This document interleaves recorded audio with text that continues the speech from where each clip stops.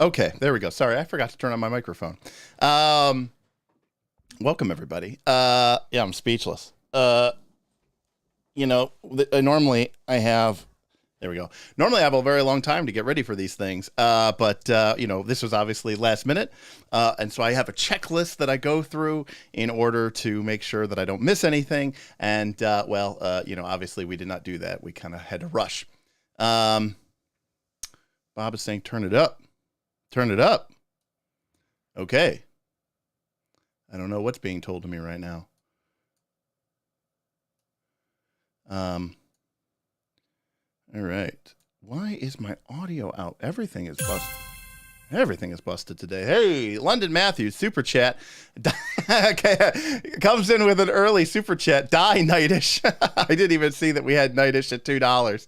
What a coup. What a coup by London Matthews. For a mere $2, he slays Nightish and takes the hype boss location. Great. All right, well, hello everyone. Hope you're doing well. Obviously, we had some we had some news today. I was already going to be making a video about 5th edition D&D and to talk a little bit about my thoughts on the edition and where I stand with it. But they decided to jump the gun. They had to one-up me, and they came out today with some big announcements regarding what they are calling One D&D. And we've obviously been pretty, everyone's pretty much known for a while now that 50th anniversary is coming out in 2024, and there's going to be some sort of, who knows, new edition, new something. D&D is a very different game than it was 8 years ago when it came out in 2014. It's a very different game than when I was originally part of the early playtesting groups in the alpha phase, and I even paid money to go to Winter Fantasy so that I could alpha test with some of the early designers back when they were still putting the game together. And obviously the final game that got released, not quite the game that I had playtested. And it's no secret that 5th edition has not been a game that I have spent a ton of time playing. So today, I thought we could use this time here to go over what has been announced and what's been talked about. Now, I have not had an opportunity to watch all of these, so I am going to watch it with you guys. So hold on one second here. All right. A couple of things. I'm going to watch these at like times 1.5 speed, just so that we can get through these quicker. Also, that's how I watch YouTube videos. It's how you should watch YouTube videos. But we'll be pausing here, and we'll talk about some of these things here as we go through and kind of K-Systex says 1.5 week. That is in a deference to the people who don't usually watch at 2x speed. I usually watch at 2. It depends on what I'm watching, but a lot of times I watch at 2x speed.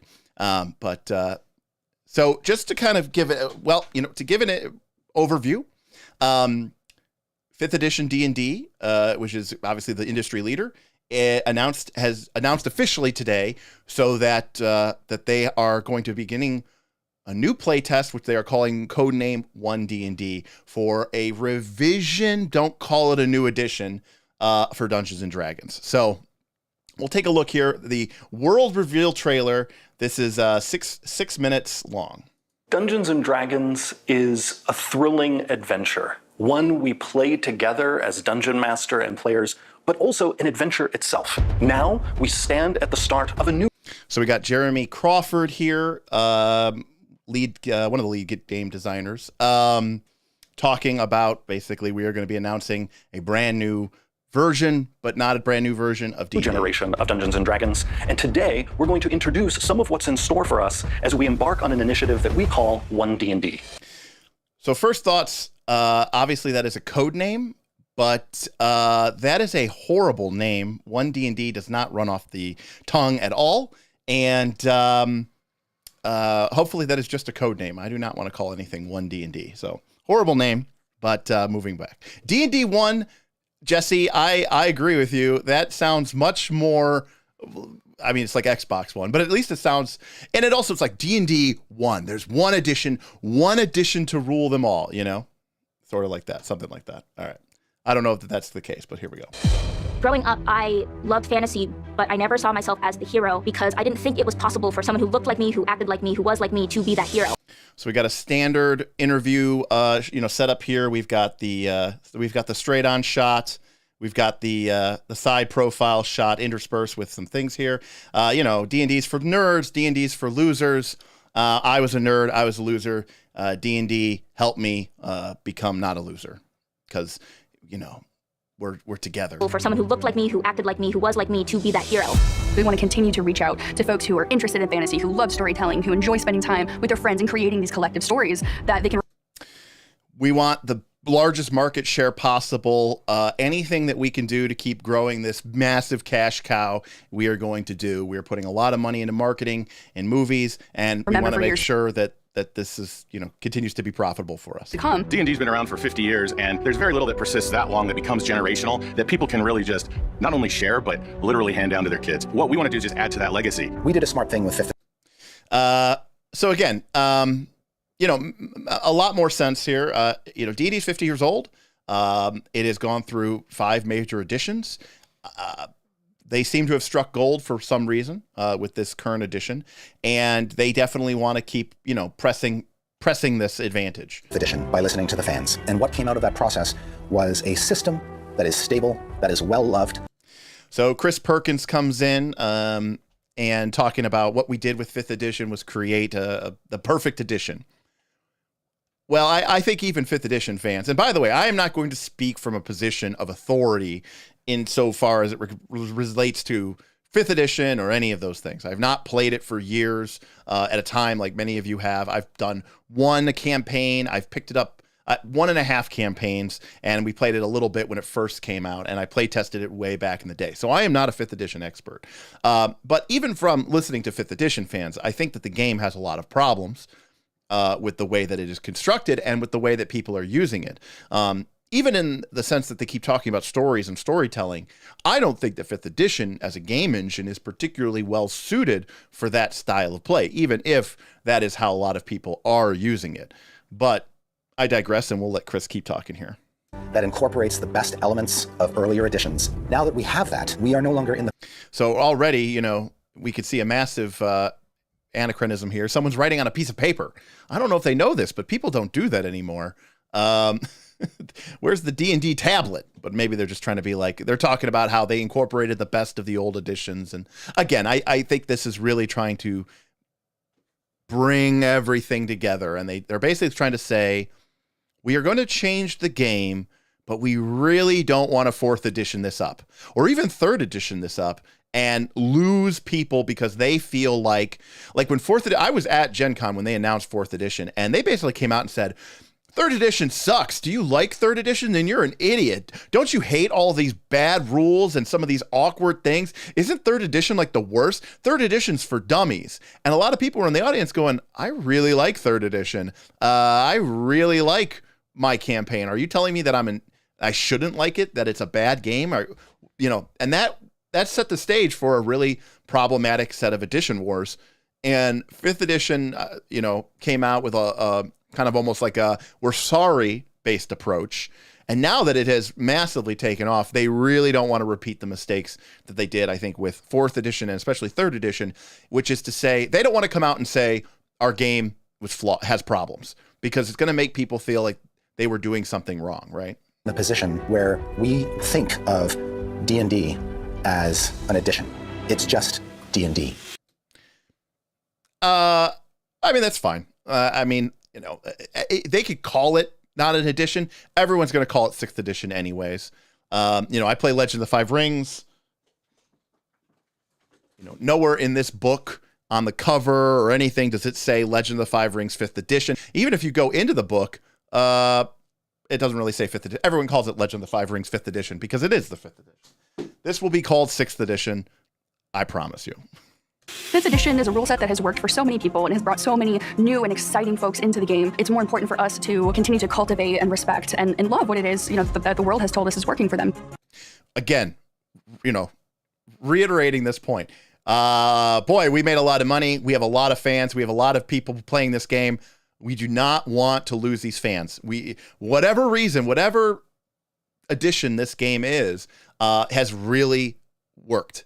And we do not want to throw the baby out with the bathwater. We've done that several times before, and we are not going to make that mistake again. And I actually believe them when they say this. And I think that's smart, because you don't want to fracture your base.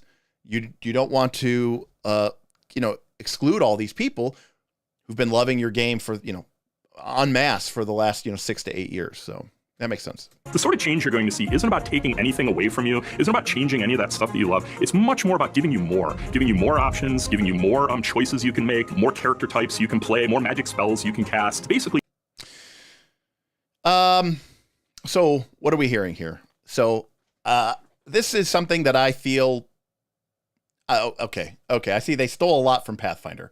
I'm not even going to say that's probably not the correct response. What they did here is they realize that they overcorrected. And again, the game has been really successful, but that's because the bar of the edition was so low. It was hard to mess up. But what I'm hearing here is they went too far the other direction with 5th edition. 3rd edition from 2nd edition introduced feats. It introduced a very complicated skill system. It, added a lot of complexity to the Dungeons and Dragons game. 3rd edition with the OGL, at the same time, it simplified things, right? Everything became one single D20. 4th edition took that to the extreme. And between 3rd edition, 3.5, 4th edition, D&D Essentials, D&D lost a lot of this. And so they took a massive step back. And when they released 5th edition, they did it in a very stripped down fashion.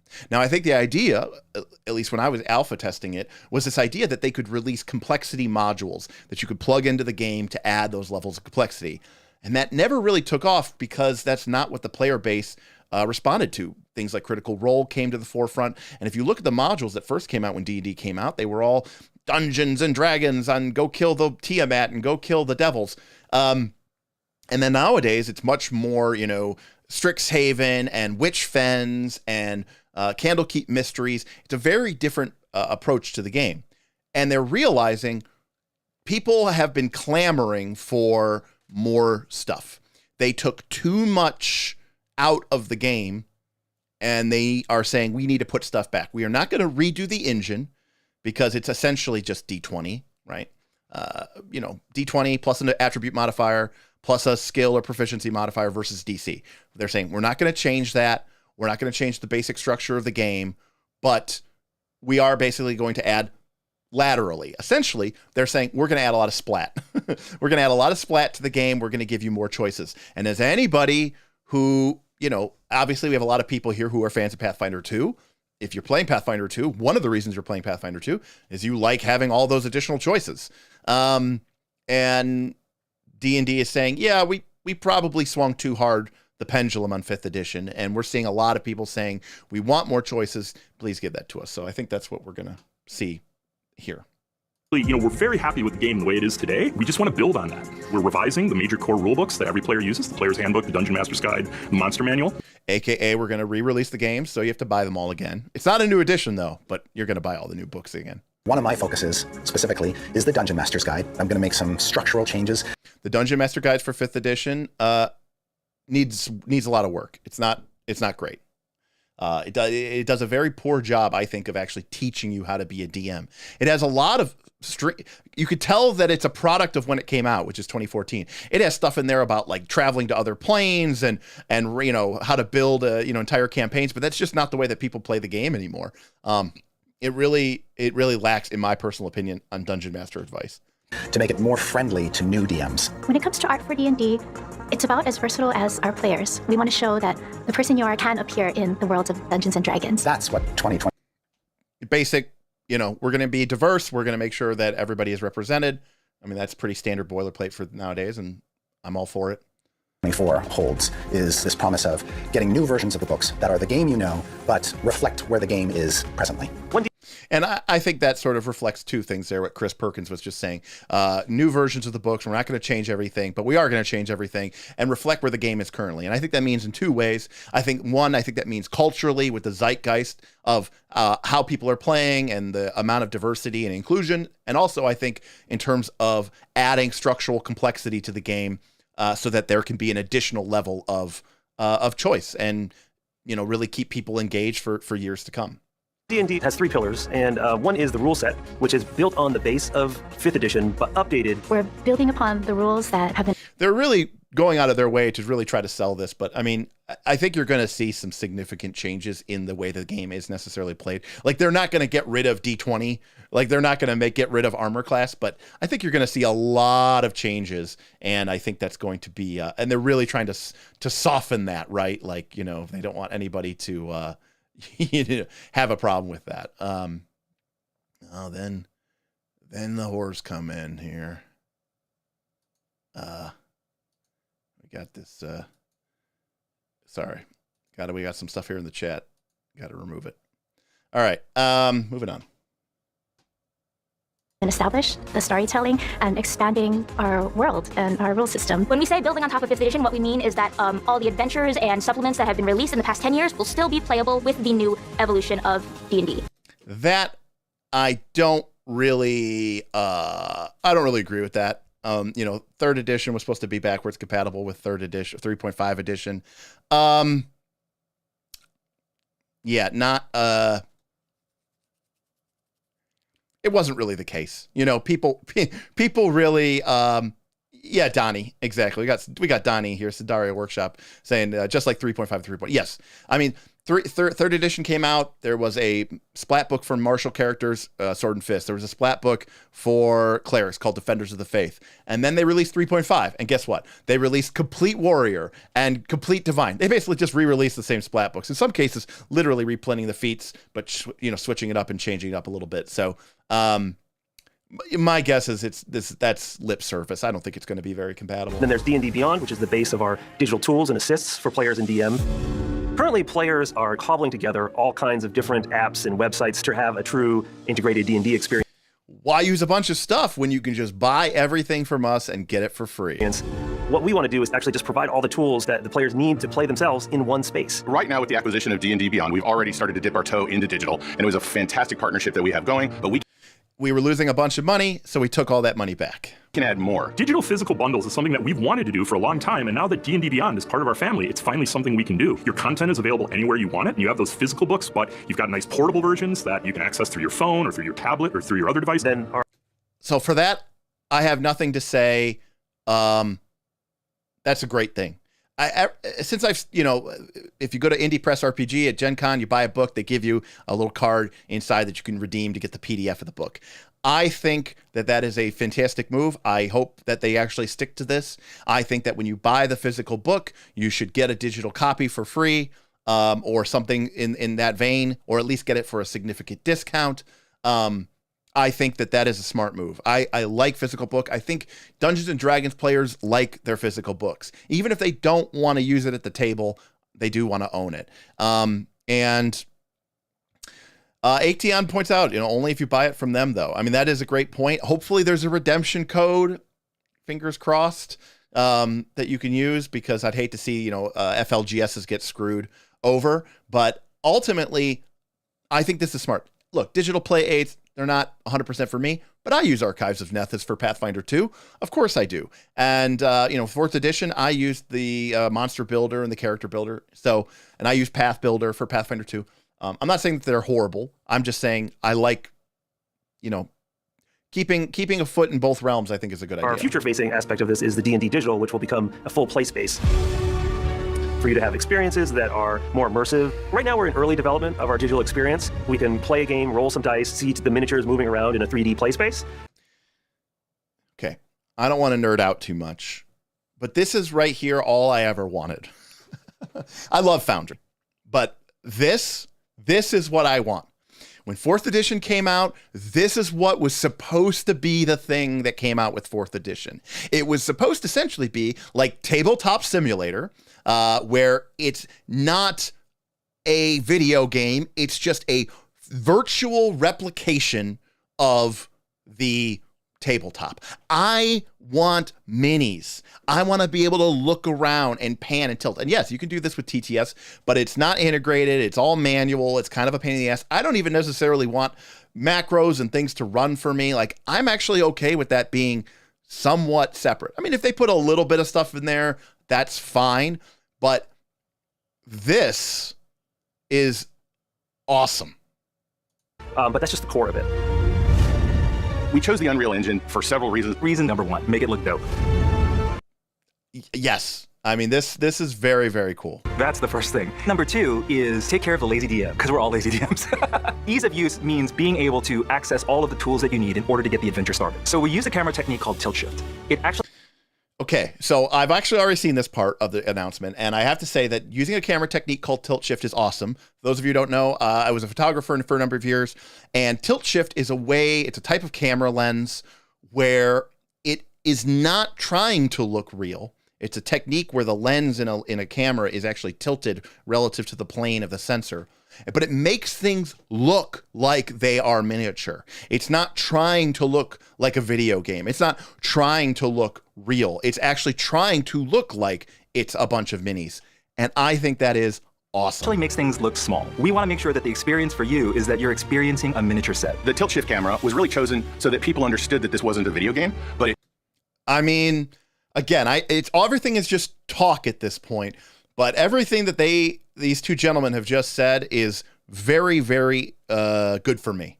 I don't want, I love Foundry, but sometimes I am not playing. I feel like I'm playing a board game. I feel like I'm playing a video game, and I don't like it. I don't like that. At the same time, as a game gets more complex, I do want to offload some of those components, but then I start thinking, well, then why am I playing such a complex game if I can't even play it and I need a damn computer to help me play it? Like, what are we doing here? So what he just said there, I actually don't know who this gentleman is, but that was fantastic. Experiencing a miniature set. the tilt shift camera was really chosen so that people understood that this wasn't a video game, but it is a digital experience. We want to give people more minis, more options for character customization. You can actually change the features, do what you want with it. And you're going to use this miniature approach to tell stories just like you do in physical tabletop. To have your character live. I mean, it's like Hero Forge, push to 11. I mean, if you can't have it in the real world, this is what I've wanted. This is what I wanted back in 2008 or 7 when they announced Dungeons & Dragons 4th edition, and they came out with this, we're going to have this integrated digital tabletop space, but it's going to be like minis, and I think that'll be awesome. Again, someone said, I hope this is system neutral. I missed who said it, but I'm going to agree with Austin here. There is no chance that this is system neutral at all. So that's not going to happen. This is going to be D&D exclusive. By the way, I just want to say hello and welcome to everybody who's watching. We are the Knights of the Last Call, if you've not joined us before. But if you're interested in supporting us or saying hi, Super Chats, there's a link in the description below for Stream Elements tip. You can become the Hype Boss Leader. And if you really like what we're talking about and you're having fun with us, why don't you check out our Patreon, patreon.com/Knights of the Last Call. We've got a couple different tiers that'll get you into our exclusive Discord where we have very, very in-depth RPG conversations. We're not a Pathfinder channel. We're not a Blades in the Dark channel. We're not a Brute channel. We are an RPG channel. So I'm transported there, but I'm not limited by the digital technology. We might give you a pre-made campaign from us that has an exciting castle or keep with a dungeon inside of it, exciting NPCs, but then you're going to be able to take this playset, take it apart, and build your own. We're going to have a really robust tool for you to be able to create your own dungeons. I mean, a lot of, the dungeon alchemies, the Tale Spires. I mean, this is coming for that directly. And if they can do it, if they can succeed, then that is such a huge win for them. Selling complete, holistic, digital environments, but then also giving the tools to use it, is amazing. Now, I saw Ben say this is 4E levels of hype. Ben, I completely agree with you. I have been down this road before. And I have been burned before really, really badly because 4E promised all of this, but circa 2007 technology, and they did not deliver big time. But you know what? D&D is now the money-making king of the universe. And so if any company could deliver this, it would be Wizards of the Coast in their current incarnation. So let's finish up this video. This is just the start of One D&D, and we are relying on all of you to help us out and figure out that future together. What you're going to be able to see starting in August is a steady release of these playtest packages where you'll be able to engage with key aspects of the game, provide us with feedback that then we will digest, process, interpret, analyze, and then act upon. Really, it's you shaping the next generation of Blah, blah, blah, lip service, you're important. Dungeons & Dragons, and we want to hear exactly what you have to say. Playtesting starts today. Go to dndbeyond.com, download the playtest packet, and get ready to let us know where you'd like this next leg of the adventure to go. All right, so that is our trailer. And I mean, fundamentally, it looks pretty great. Now, I mean, my thoughts on this are cool. I think for me, D&D 5th edition has some problems. I think it has a lot of people have a lot of problems with it. But they aren't going to throw that game out. They're not going to throw they did that with 3rd edition. They're not going to do that again. And so ultimately, I think it is a smart idea. Now, we're here. I'm wrapped up with work for the day. You're watching me. Clearly, you don't have anything important to do. We've got a 1-hour video, which we can watch here at increased speed. Includes recent books. And they are going to be talking about the character origins. So we just got this PDF here, which I have not taken a look at yet right now. Lance Quagmire is actually doing work right now. I'm sorry, Lance. I'm sorry. Someone's doing work. I appreciate you, buddy. So we're going to watch this together. We're going to talk about it. I'm going to try to, if anybody says anything, again, I might miss your chat. If you want to get my attention, I'll shill. Make sure you tip or super chat. I'll be sure to see your comment or your question, and I'll get to answer it. But if I see you in the chat, I'll try to get to it. Sometimes I catch a name or two. You may notice some people have green and blue names. That's because they are members of the Knights of Last Call YouTube channel. They are our adventurers. They get special emotes and special loyalty badges. So we have a lot of fun over here at Knights of Last Call. But here we go. We're gonna dig into this again. We're gonna watch this at 1.5x speed. We have a new Unearthed Arcana, but this is a big one. This has to do with the player's handbook that is coming out in a couple of years. So where do we begin? We begin with origins, right? Appropriately enough, we begin at the beginning. Makes sense to me. We're going to start off with character creation, character origins. Specifically, I'm assuming they mean, ancestry, race. And so this Unearthed Arcana is the first in what's going to be a series of Unearthed Arcana articles that come out every month or so over the course of not only the next year, but probably the next year and a half or so. Okay, so, going into 3rd edition, so back in 1999, they did something very similar to this in Dragon Magazine. Each month, they released an article in Dragon Magazine. It was called Countdown to 3rd Edition, where they gave us kind of a hype or an insight into what was coming. They did not do this for 4th edition, by the way. We did not get that. When 4th edition came out, it was like a surprise to everybody. So it sounds like they're going to go back to the sort of 3rd edition approach where they are going to sort of not only play test, but I think they are going to acclimatize people to whatever this shift is. This is going to, get people used to thinking about this as D&D 2 years before it comes out. That's how much time that they are giving people in order to get used to this. Yeah, Ben, exactly. I regret to inform you that this is the end. It's very much like this is designed to get into people's minds. It's going to be on all, we're talking about it. Everyone's going to be talking about it. William Brandis, this to me, this is much more like second to third edition, where they came out with a series of articles and it was all, being talked about in Dragon Magazine. Question, 5th edition, they did a heavily playtest. Yes, it was called D&D Next at the time, and they did it for about a period of 2 years, but that's because they really wanted to go back to the well. I mean, if you look at 3rd edition to 4th edition, you're like, I could sort of see how we got here, but if you look at 4th edition to 5th edition, I mean, they basically scratched the game out completely and restarted from the beginning. And it also had a lot of false starts, which Ben is mentioning here. When I was actively playtesting 5th edition.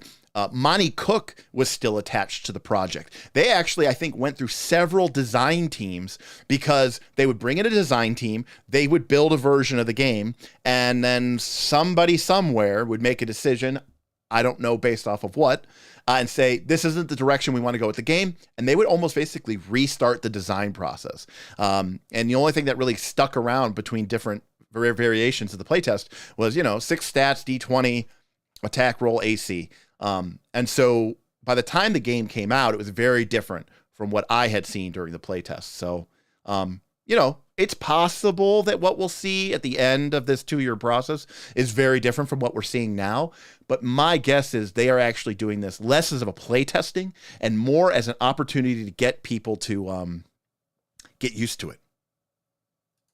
Where we're going to present different pieces of the player's handbook, but with brand new content, then also familiar content, but with new elements, updates. And this is the chance for D&D fans to let us know what they think, to really lend their voice to the chorus of D&D fans that will be really letting us know where they want us to go next with this game that many of us have been playing for decades, and so many people have been playing since the 5th edition Player's Handbook came out in 2014. Basically saying, yeah, we got a lot of people, but we also have a lot of new people into the game. And so with this first one, we thought, why not start at the start? And that is figuring out where your character in D&D, where did they come from? And so when we say your character origin, that's what we're talking about. What in your backstory helped shape who you are and was formative for you before you became an adventurer? Now, if you're new to this channel, you may not have heard this before. I don't particularly care for backstories. You just heard what Jeremy said there. What did your character do before they became an adventurer? I don't know, probably something really boring. I don't care about backstories. Yes, your character did something, but what I'm more interested in is what is your character doing now? Your character is off, exploring dungeons and ancient ruins and dealing with the machinations of kings and queens and is a master of the blade or a slinger of the spell. I don't care that you were a farmer or that you were a sailor. I don't care about that in 5th edition now. I don't care about it in Pathfinder 2 now. I personally think that backgrounds are horribly boring. I think that they, in some cases, are almost harmful because I think that they make people focused too much on the past instead of the present and the future. And people want to keep calling back to the time when you weren't an adventurer, where you weren't exciting, where you were boring. Your character's backstory should be when you're level 5 and you look back and say, remember what we did at levels 1, 2, 3, and 4? That's my character's backstory. The whole premise of this game is adventurers are cool, normal people aren't. That's why we're adventurers. So anyway, that's just a bit of a rant, but yes, continuing on. Your adventuring life is largely expressed by your character class. And so character classes we'll get to in some upcoming Unearthed Arcana articles. In this one, we're going to be looking at 3 main elements that together express who you were in the earliest stages of your life. And that is your character's race. Kind of surprised that they're still sticking with race. That is surprising. Your character's background, as well as whatever feat that you get as part of that background. Because yes, one of the new things here, which some of our recent D&D books have already signaled was coming, and many fans have already guessed coming, that everyone's background will now give them a first level feat. Again, this doesn't surprise me at all because people like feats. They introduced them, they put them as optional because, again, 5th edition in many cases was a attempt to be a mea culpa to the 2nd edition and old school gamers who didn't want feats and didn't want all this nonsense in their game.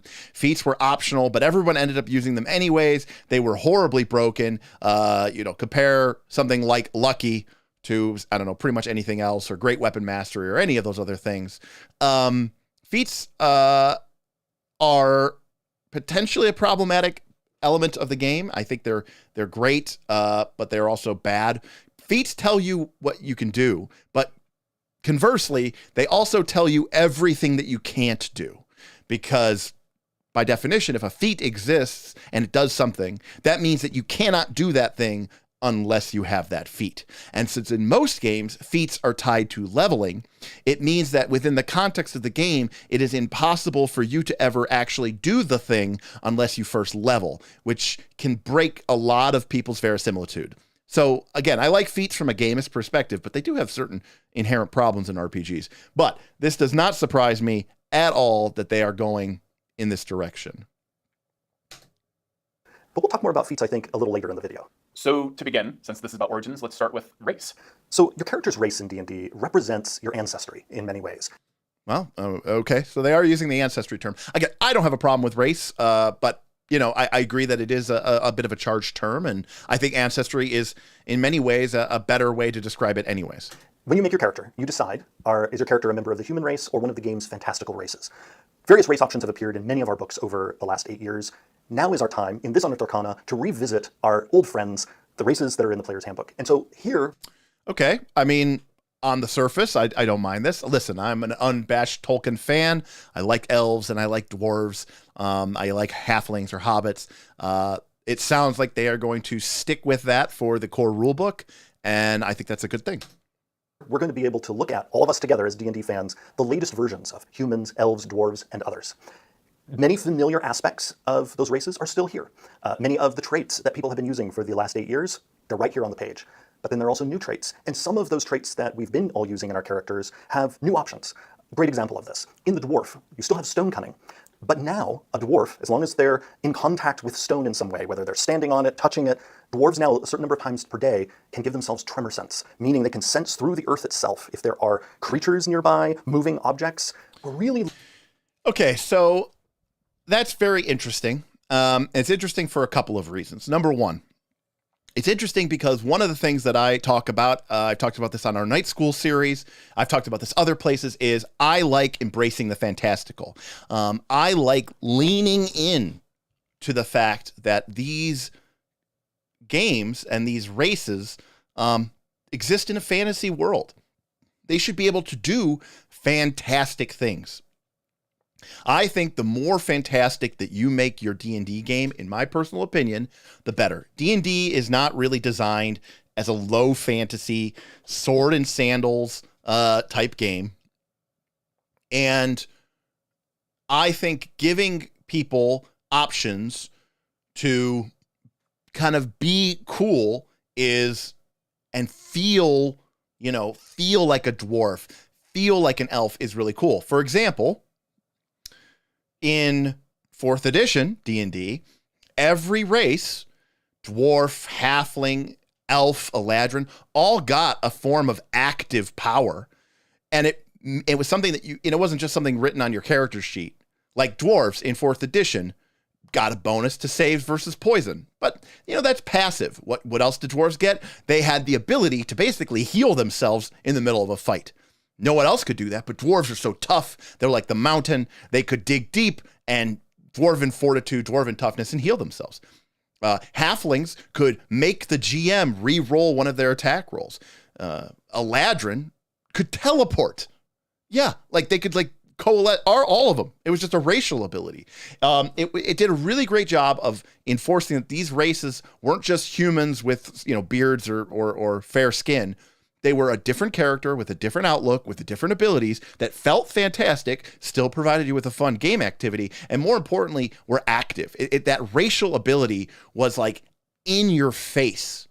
Like every time a dwarf did their dwarf healing, you could almost see in the table this look of envy, like, wow, dwarves are cool. I can't do that, and he can. Every time an Eladrin in 4th edition would teleport across the battlefield, you'd go, wow, that's really cool. Like that, it's reminding me that person is definitely not a human. And I always thought that was really, really excellent. And again, no surprise to me here. It sounds like they're trying to bring some of that back more into 5th edition.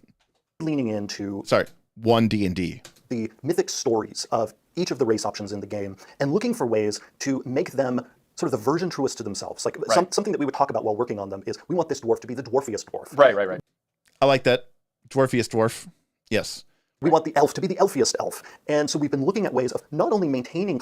I mean, again, a rant I frequently go on this channel. I think people do a horrible job, not just with the mechanics, but also with role-playing different races. They should be unique, and they should be distinct, and they should feel different, and they should be played different.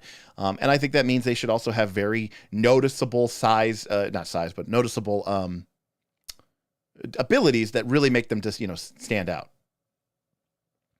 Bernardo, am I the only one who thinks that the one D&D thing is a terrible attempt to dismiss OSR? Maybe. I think it's them trying to be inclusive. They are trying to say, look, this D&D is for everybody. We are trying to create, I guess, what one D&D to rule them all. I don't want to say it's dismissive, but continuity with what sort of the general silhouette of that race option is in the 2014 Player's Handbook, but again, bring some new elements to the foreground. Give you some more fun things that you'll be able to do during play. So that's another element. People are going to see in the races that ones that maybe in the past didn't have an active ability, something they could do during play, now they might have one. And so the dwarf... See, this is what I was talking about. Dwarf's tremor sense is an example of this. Now, the dwarf has something that they can use that makes them feel dwarfy and will have usefulness in adventures, while also having some of the familiar traits that they had before. The resistance to poison, for instance, still here. I love the narrative hook of that, just because if you're a miner, if you are a tunnel digger, like in a war, you are extremely sensitive to vibrations. Yes. You're just ultra aware all the time. Yeah, I mean, everything here that they're saying makes sense to me. I mean, again, I think choosing a race should be exciting. And for most people, choosing a race is mostly about like how cute your character is, or like what kind of like cute artwork you can get commissioned for them. I personally, there were some optional rules that came out. I think it was in Unearthed Arcana from 3rd edition, where you could in 3rd edition, you could like take levels in dwarf. You could take levels in elf. It was almost like old school basic. I like that. I think that your race should be massively impactful to your characters. It shouldn't just be about your class. I think leaning into the fantasy element of your race, I think, is a cool part of D&D. So that's perfect for that playable race. Exactly. And you will get to see things like that in all of them, where we took something that was there before, and often it's just we turned up the volume. What can we do to this to make it even more fun? Give a new dimension of play for people as they play their dwarf, their halfling, their gnome, what have you. In some cases, there are also options where before there were none. One example I'm really excited about is if you play a tiefling. I hate tieflings, but okay, we're going to talk about tieflings. Okay. You now have several really interesting choices. Choices that we began exploring years ago in Mordenkainen's Tome of Foes, and now lean into here in this UA for the Player's Handbook. And that is when you create a tiefling, you decide what your infernal legacy is. I mean, I'm sure people are going to be sitting here going, "Oh, they stole it from Pathfinder 2," but they're just giving you different options. Pathfinder 2, we would call these heritages, and that's okay. I think that's a good design, and I think that they are smart for including it. I'm sorry, your fiendish legacy. And one of those options is infernal, but your legacy also might be abyssal, or a new third option, which we're calling chthonic, which has to do, each of these options has to do with different lower planes. And so infernal means your legacy is connected to Luke, tieflings were in 3.0, 3.5, but they were an EL +1 race, so by definition, they weren't really like standard boilerplate. Evil planes. If you pick chthonic, it's neutral evil planes. ECL. Planes, and if you pick abyssal, chaotic evil planes. Now, of course, the tiefling's moral outlook is not connected to the sort of origin of their mystical powers, which are shaped, those powers, by this choice. So if you want the tiefling you have already in the 2014 Player's Handbook, choose the infernal legacy, and you're going to see you have the familiar abilities, although you have a little more now, because now in addition to the magical abilities you had before, you now also have the firebolt cantrip, because you're going to be able to hurl fire thanks to the legacy that you have. Because that's very much the Yeah, I mean, basically they are just, tieflings now can be from hell, they could be from the abyss, or they could be from neutral evil. But by the way, the fact that they were talking about neutral evil suggests that they're still including alignment in the game, which I also think is horrible and doesn't need to be in the game, but that's fine. The fire and the pits and the flames are basically what evokes that type of setting for anything infernal. Exactly. Wow. I mean, they're really, it's Dungeons and Dragons, Satan's game. They're going really into that with the hell and the tiefling, and it's in a core race, and okay. As if you pick abyssal, We are far away from the satanic panic, that's for sure. You have a completely different set of spells that you have in you innately, and then also your damage resistance is different. So Infernal Tieflings have the resistance to fire that Tieflings have in the 2014 Player's Handbook, whereas Abyssal and Chthonic Tieflings have other damage resistances. This sort of structure. I mean, it really sounds like they're trying to address the problem here that a lot of people said, all the characters in 5th edition feel the same. You know, one of the main rallying cries to leave 5th edition and go play Pathfinder 2 is we have so many more options. Well, I mean, it sounds like, you know, Pathfinder, Wizards of the Coast is listening. And, you know, they're saying, yeah, we want to give people a bunch of different options. What kind of tiefling are you? What kind of elf are you? What kind of dwarf are you? We're going to give you a background feat or a feat or whatever at level 1, so you can make a choice at level 1 plus your class. Yeah, I think that's the direction that they're heading, and I think that is smart. I think that they found the floor with 5th edition, right? Like they were like, okay, this is about as primitive as we can make the game without it completely just being nonsense. Maybe we overshot it. Let's, you know, we've been working in additional levels of complexity for a long time. We've seen how people are using the game. Everybody's using feats. Everyone chooses a variant human because they get a feat, et cetera, et cetera, et cetera. Okay, we have all this 8 years of playtest. We're gonna evolve the game to better reflect the way that people are playing it. So, of giving you choices that maybe you didn't have before is something you'll see in a variety of places, not only in this Unearthed Arcana, but in future ones as well. Now, I mean, but to be clear, that's not particularly exciting. I mean, I'm not saying it's a bad idea, but it's like, oh, you could be a tiefling from the abyss, or you could be a tiefling from hell. One of them has fire resistance, the other one has cold resistance. Okay, I mean, at the end of the day, like, do we really actually care? No, not really. Now, there's another fun choice that tieflings will have that they didn't have before, and it's also a choice that humans have in this Unearthed Arcana, and that is their size. If you are a human or a tiefling, you're now going to be able to decide whether you are medium, as they are in the 2014 Player's Handbook, or small. Because, first off, in the real world, there are humans who are small, and so we want to make sure that's now an option in the game as well. And when it comes to tieflings, we added that option because some of the game's iconic fiends are actually quite little. Yeah. and so we thought, how fun would it be to see more height variance? It's strange. Does that mean that elves can't be small? Or that dwarves can't be small? Is that just a human thing and a tiefling thing? It's very strange. In tieflings, a theme then that we carry over into a brand new race that is also in this Unearthed Arcana. Would you like to talk about this? Yes, I would love to. So these are very unique. Yes, so in this Unearthed Arcana, we introduce a race that we're calling the Ardlings. Ardlings are... Ardlings? Also a people of the Outer Planes, like tieflings, and like Aasimar, who appear in Monsters of the Multiverse. And Ardlings are associated with 3 different groups of upper planes.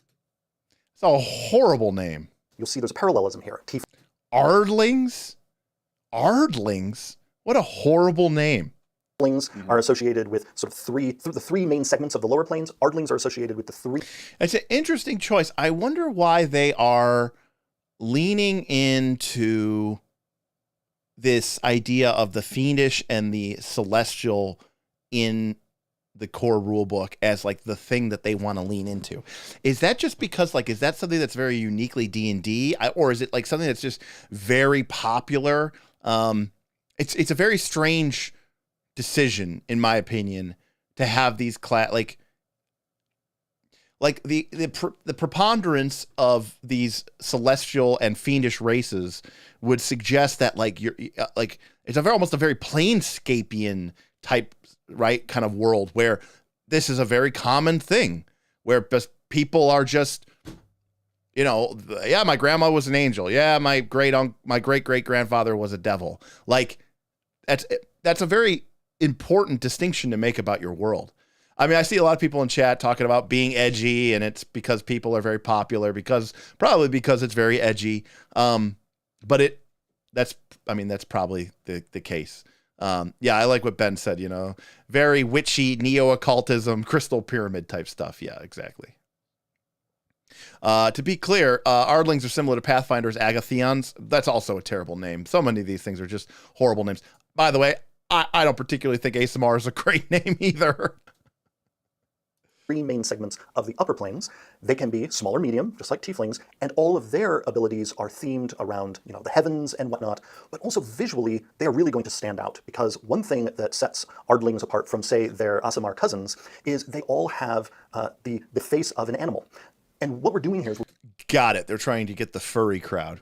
really leaning into the fact that going all the way back to first edition, many of the game's Celestials don't actually look like angels. Many of the game's Celestials from the game's long history, and I'm thinking here of Gardenals, Hound Archons, many of the... I mean, to be clear, Jeremy is right here. Hound Archons, Leonals, Gardenals, there's just all of the neutral good, or chaotic good, neutral good, chaotic good, angels were typically animal related. At least the ones I think from Elysium or Bitopia or wherever. Avatars of specific gods. Many gods themselves in not only D&D's pantheon, but general mythology. Yes, but also in human mythology have the visages of animals. And so that is true of the Ardlings, where when you make one... I don't disagree with you here, Blaine. I think that is, a reasonable take. Of these folk who can trace their lineages to the upper planes, you also decide what animal appearance you have, whether you're a bear or a lion or a cat or an eagle. That is going to make it. Okay, this is very, very, very, very clearly a play at attracting that type of person that just wants to be a cool, dare I say, anime-like celestial bear person, or I'm a celestial cat person. It's like everything that like a weebie wants, a weebo wants in like one singular thing distilled down. I love to tease the anime, but listen, this is for you. So that when you're walking down the street, people are going to know there's something special about you, especially when you then also temporarily sprout your spectral wings to go on short little bouts of flight. So this will also be the first time that we have introduced a race with limited flight in the player's handbook. Right. I mean, we saw that in a previous UA as well. All right. Well, I'm actually okay for this. Take a note, Pathfinder 2. It's okay to let people fly. Again, 4th edition, Eladrin could teleport, and that was an encounter power. That meant they could do that every 5 minutes. It's not the end of the world. Well, but yeah, this limited flight, because flight is an interesting thing. Yes, and this flight definitely is just for little bouts, because the Ardlings do not have physical wings all the time, but they can channel their connection to the upper just give them wings. Planes to temporarily have these luminous wings that they use to maybe reach a hard to... Just give them wings. Why does it got to be limited angelic wings that sort of fly out of your thing and, so horrible. Sorry, my mom just texted me. My dad just got back from the hospital, so I'm seeing to make sure he's fine. All right. Crazy. Reach place. I like to imagine that, some of them, especially with their animal features, might sometimes just use this ability to get that cat stranded up there in the tree. Get the cat stranded up in the tree. If that's not the most modern day take of all the things that you could think about if you had access to limited flight in a D&D dungeon adventure game, getting a cat up in the tree would not be my first choice. But that is where his mind went. So nothing nefarious. Right. Although just as tieflings determine their own moral compasses, this is true of Ardlings as well. So just because Grandma might have been from Mount Celestia doesn't mean your Ardling shares the moral outlook of that plane. So you could play a sinister Ardling, and I think it would be quite interesting to see that in people's games in the years ahead. Oh yeah, I'm already going to. I'm playing a bat Ardling 100%. You have unleashed my humanoid bat fantasy already unknowingly. So.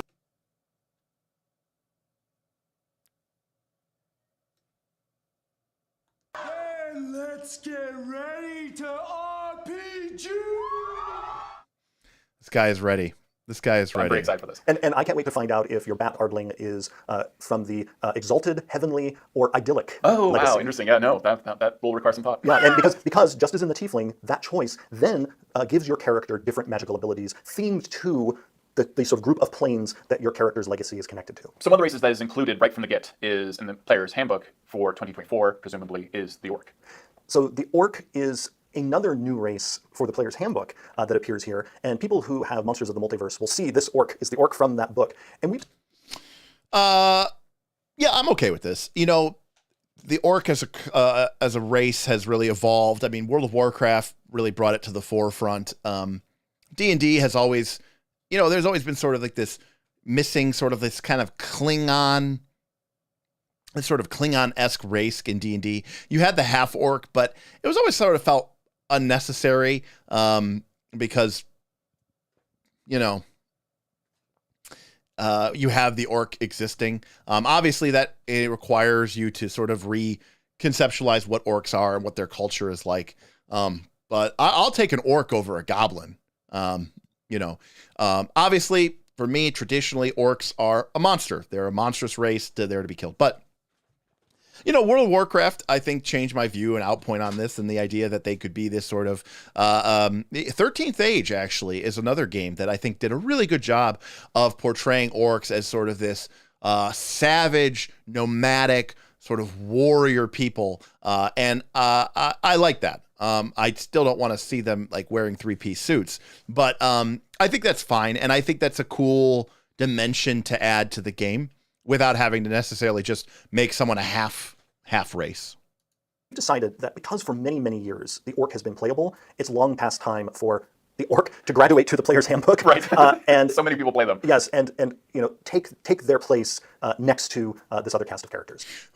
But I would be remiss to say that like part of the fun of being an orc and playing an orc would be kind of like being Worf on Star Trek: The Next Generation, right? Like, how what does it mean to be an orc? What does it mean to be an orc in maybe a society that that orcs aren't as prominent in? Don't just choose orc and then stick them in like stick him in a top hat and give him a cane and a monocle and say he's an alchemist and he runs a gang.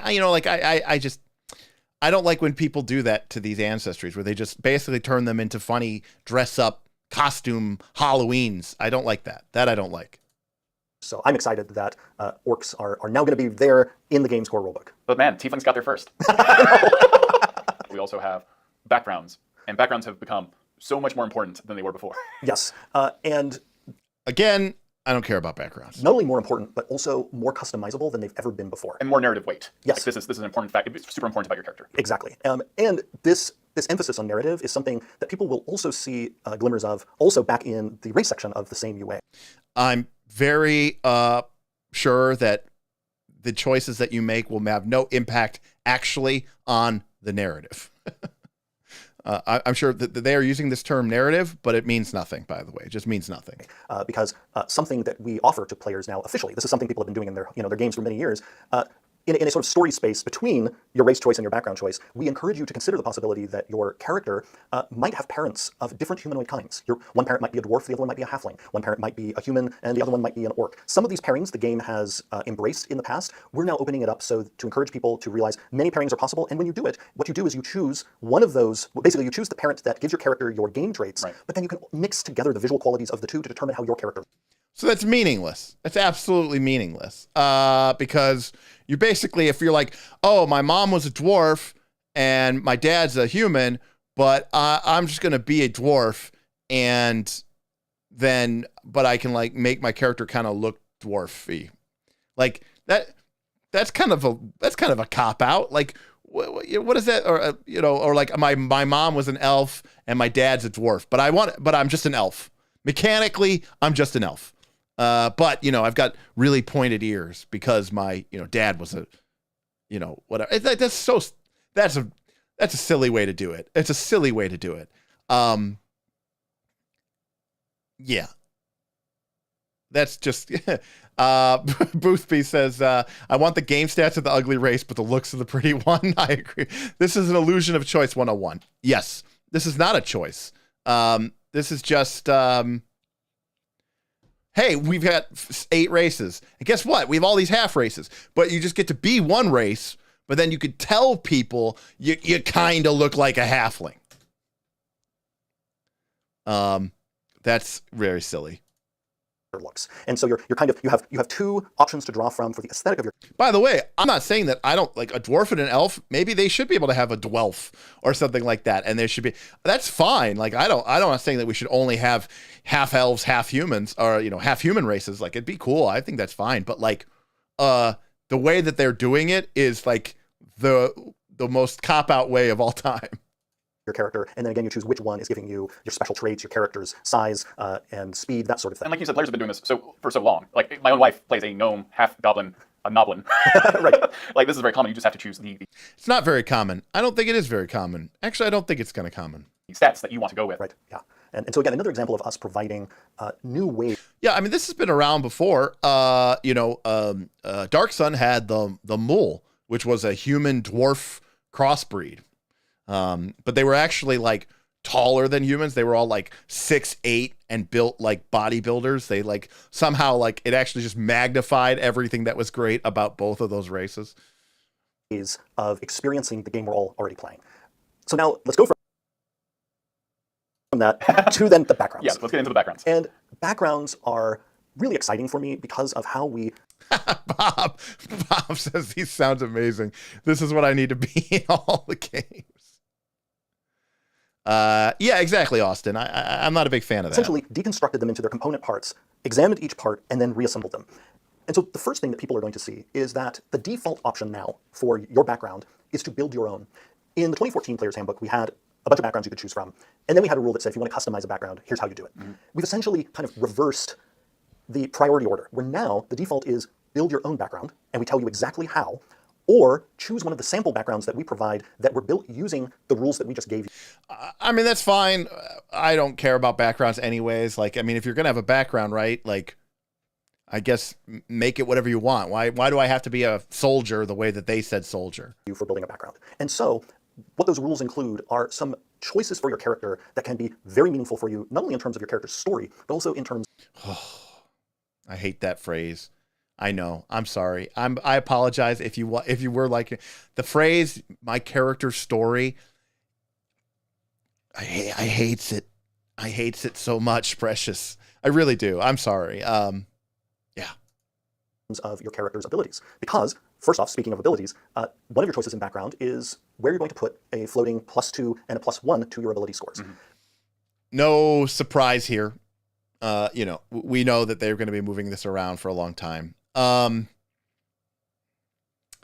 Honestly, I'm okay with that. I hate the way that Pathfinder 2 does backgrounds, and people just, they don't pick a background. They pick the one that's going to give them a key bonus to a stat that they need, and then they can put the floating bonus in their secondary stat. It's utterly pointless.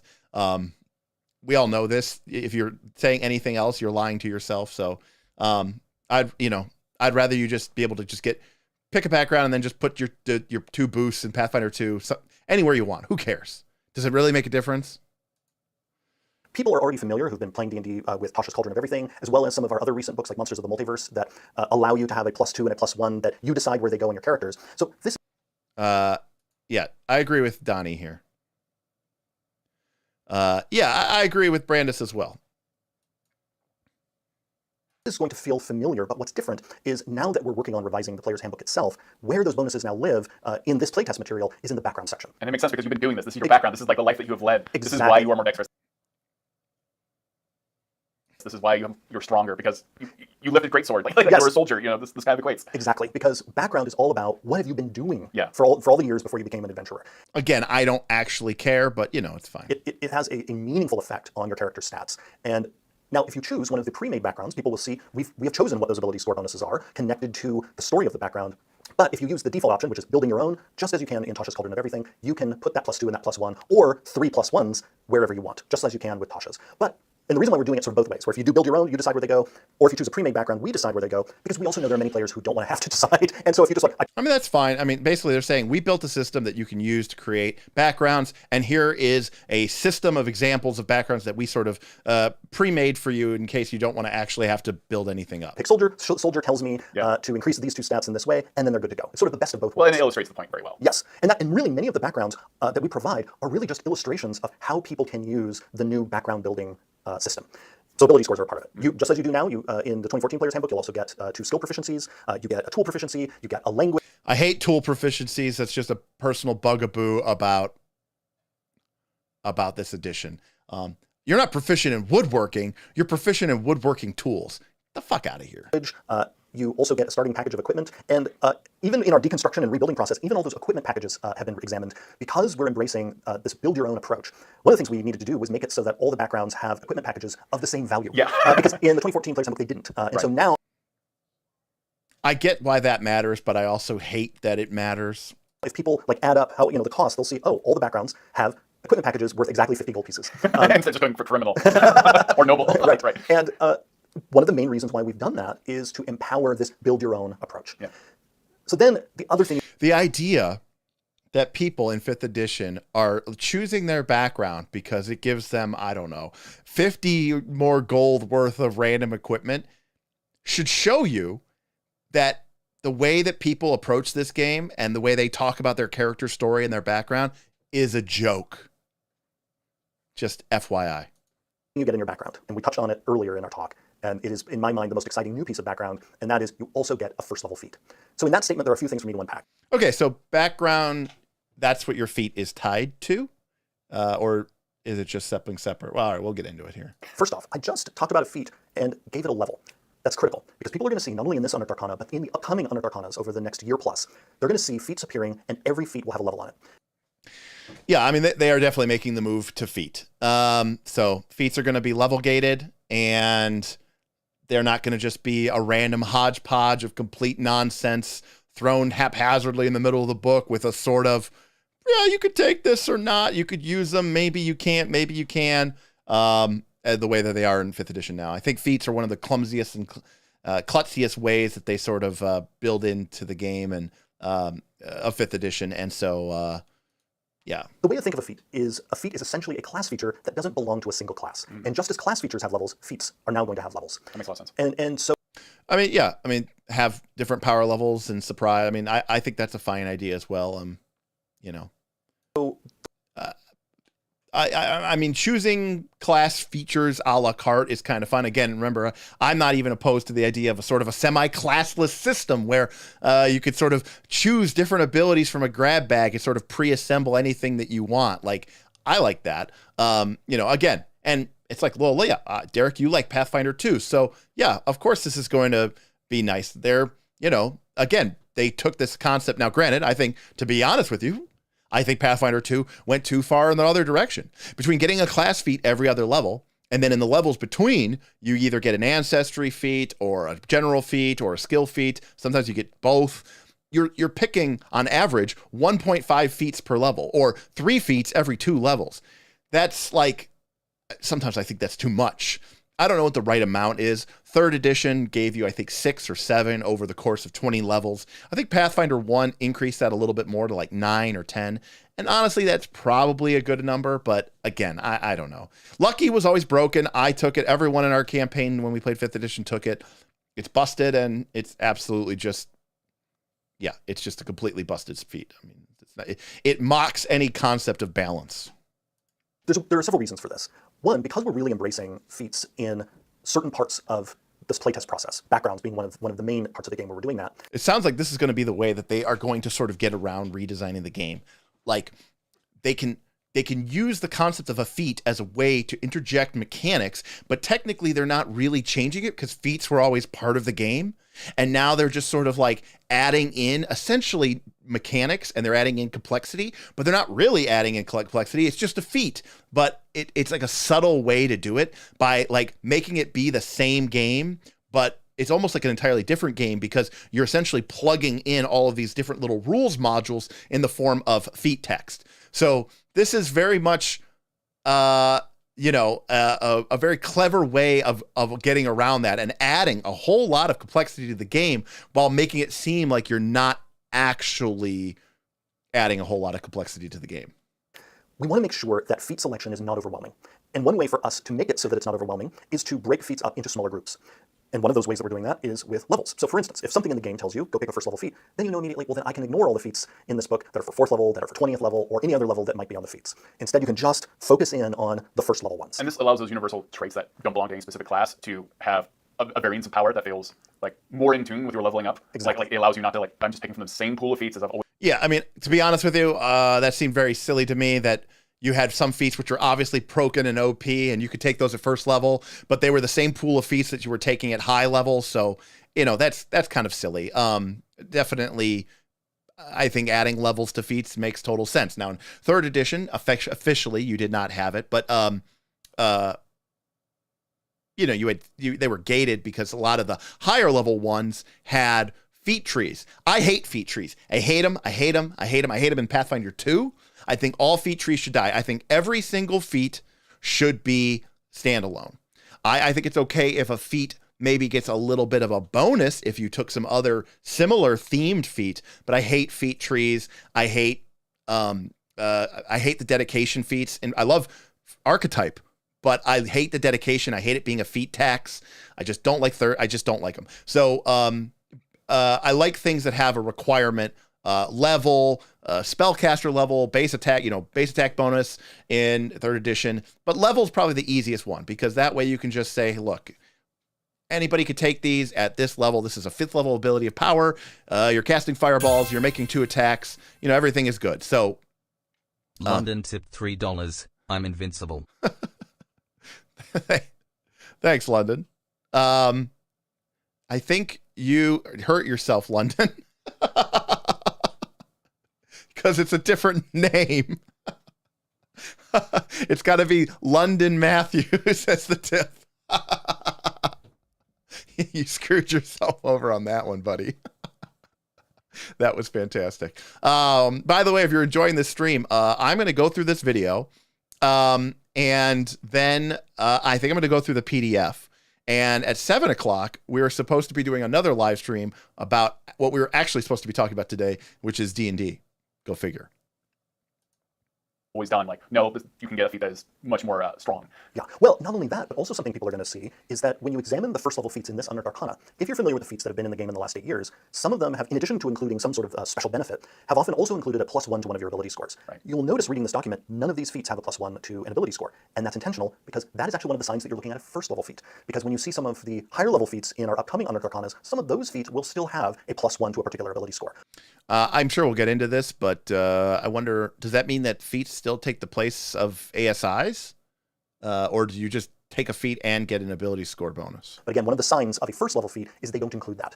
And because first level feats are not meant to change your ability score, because when you're building your character, there are already other things that are manipulating your ability scores. Right, those initial factors. Whereas when you move forward and you start hitting other levels, you are faced with do I increase my ability stats or do I go with feat? Right. And this kind of softens that as well. Of like, I guess that answers the question. I hate that design, by the way. I hate that design so much. I hate that design. The whole take an ability score improvement or take a feat, I hate it. I think that's a very bad design. So.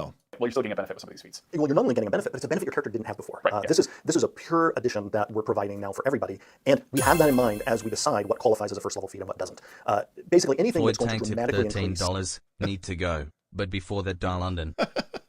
Oh, Floyd Tang came in and kills London, and then he says, I'm out. Thank you, Floyd, for that tip. Yeah, I see a lot of people here talking about the ASI versus feat thing. Yeah, I don't know. I never liked that system. Even in 3rd edition D&D, you just got ability score improvements, and then you also got feats. And in Pathfinder, you get ability boosts and you get feats. And I think having to make people choose between like doing cool things, but being functional at the game is a really shitty choice to put people into the pressure of. Because in Dungeons and Dragons, in order to do anything, you have to hit or you have to succeed, and that means mathematically. The right play is to just have the highest possible stat possible, because that way you get to do something, especially in a game where your attack bonus and everything else like that doesn't really go up that much. So you priced in to make it's like, I want to be good at saves, I want to be good at dexterity, I want to have you have to get your ability score improvement. But those are boring. They let you play the game, but they're boring. They're not thematic, they're not fun, they're not going to change the way that the game plays for you. But at the same time, if your ability scores are low, everything's going to suck and you're going to miss. And even though functionally you might have all these cool abilities, you'll miss all the time or you'll fail all the time, and it just won't feel good. So I hate having to make people choose between being cool and being functional. Why don't you just let them be both? Character power in some way, people are not going to see as a first level feat. That is the domain of higher level feats, where the game's math can handle adjustments to raw power. Most first level feats are about increasing a character's versatility and speaking to different key backstories. And you'll see that these feats are, they all are featured in at least one of the sample backgrounds in this document. So you can also see, looking at the sample backgrounds, how to match first level feats with background if you decide to build your own background. And again, if you don't want to, you just grab one of these pre-made backgrounds and the background just feeds you a particular feat. For instance, if you pick the Sailor, you're going to get Tavern Brawler. And the reason for that is because in the little story that we provide for the Sailor, it's because on your long journeys, you have spent a whole lot of time in taverns, in different ports of call, and in the process, you've gotten really good at participating in snooze, I don't care. brawls. Whereas like criminal, you get alert, I believe. Yes. Because that makes sense. Yes, because you want to be very alert. You gotta look out for the... But again, you don't have to choose one of these pre-made backgrounds. That's fine. So The soldiers... I like that, because otherwise you might say, well, I want the alert feat, so I guess I have to be a criminal, right? Like, the fact that you don't have to do that, I like. In Pathfinder 2, you do. If I want to have this certain skill feat that I start the game with, I have to be a nomad, or I have to be a warrior, or I have to be an acolyte. And I hate that. Just let me pick a skill feat. Just who cares? I'll make it make sense. That's why we have a game master. If someone's like, well, my background is I was raised in a convent, and they're like, okay, but why do you have assurance survival? And you're like, and the GM could say, you suck, choose something different. Like, that's what it should be. Like, so. Ground or whatever. Exactly. And people are going to see that alert, which is a returning feat, has new functionality. And I'm super excited about this whole approach that we're taking with backgrounds of it's all about building your character's story and making certain meaningful game mechanics. Again, I hate that term, your character story. Who cares about your character's story? Nobody, not even you. Choices that reflect the story you have in mind for your character. Oh, the story you have in mind for your character. Vomitus. Give up this concept of this notion that you should have this arc for your character pre-made before you go play a game. Why are you playing a game with random dice then? And each of the sample backgrounds that we provide are really there to inspire you, to show you the kinds of backstories that you can have for your character. So that's why you're going to see, again, not only some returning backgrounds, like Soldier, like Sailor, Acolyte, but you're also going to see brand new ones, like Cultist, Pilgrim, and a number of others, all meant to show a different aspect of a character's life that could have been formative in who they are. Yeah, and it's such a good, it helps for a point of inspiration how you roleplay your character as well. Yeah. And I like the meaningfulness of the backgrounds. Like, backgrounds were always cool before, but now it's like, okay, this has oomph, a lot of oomph. It has a lot of oomph, because its background is also where you can express your character's culture, where your character is from. Some of those elements that used to exist in some of our character races, those elements now exist in background. That migration of sort of culturally encoded elements migrating to background is a philosophy that informs a number of the design decisions in this particular UA. It's why, for instance, to go back to one of our race options, if you look at the dwarf in this Unearthed Arcana, the dwarf does not have mountain dwarf and hill dwarf as sub-options anymore. And there's a reason for that. It's because those options were only cultural for dwarves. I think this makes a certain degree of sense. Like, they're divorcing the concept of racial identity from cultural identity. A great example of this, if you read R.A. Salvatore, Wulfgar was born, a plains barbarian, but spent his formative years, toiling in the mines of the dwarves as sort of as a repayment for being taken prisoner of war.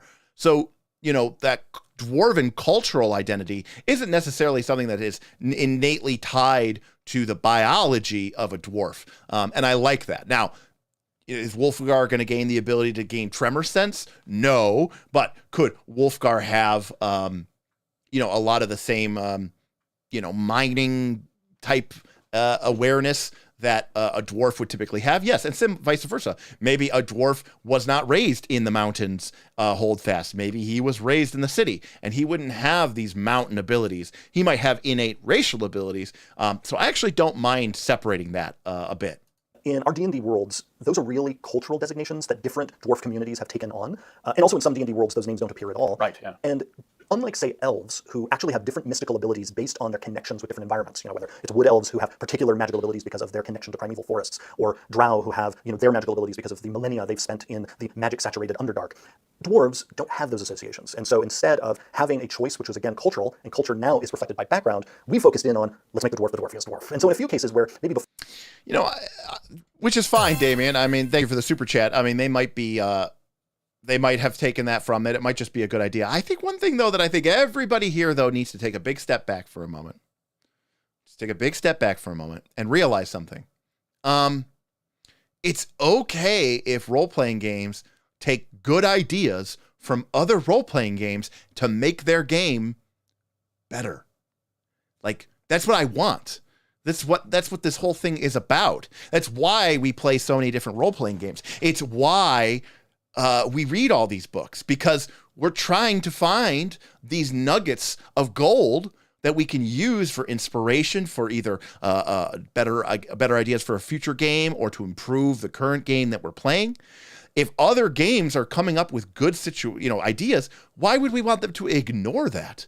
I mean, if you read any sort of, Powered by the Apocalypse style game, I mean, they are just literally just Xeroxing other moves from other games and saying, I'm just stealing this move. It's so good. I couldn't do it better. And so I think one of the things that I think is important to hear is if people say, oh, hey, like they're just trying to be Pathfinder 2. Well, yeah, but don't you like Pathfinder 2? So isn't them trying to put in something that you really like about Pathfinder 2? Isn't that a good thing? Like, in my mind, that would be a good thing.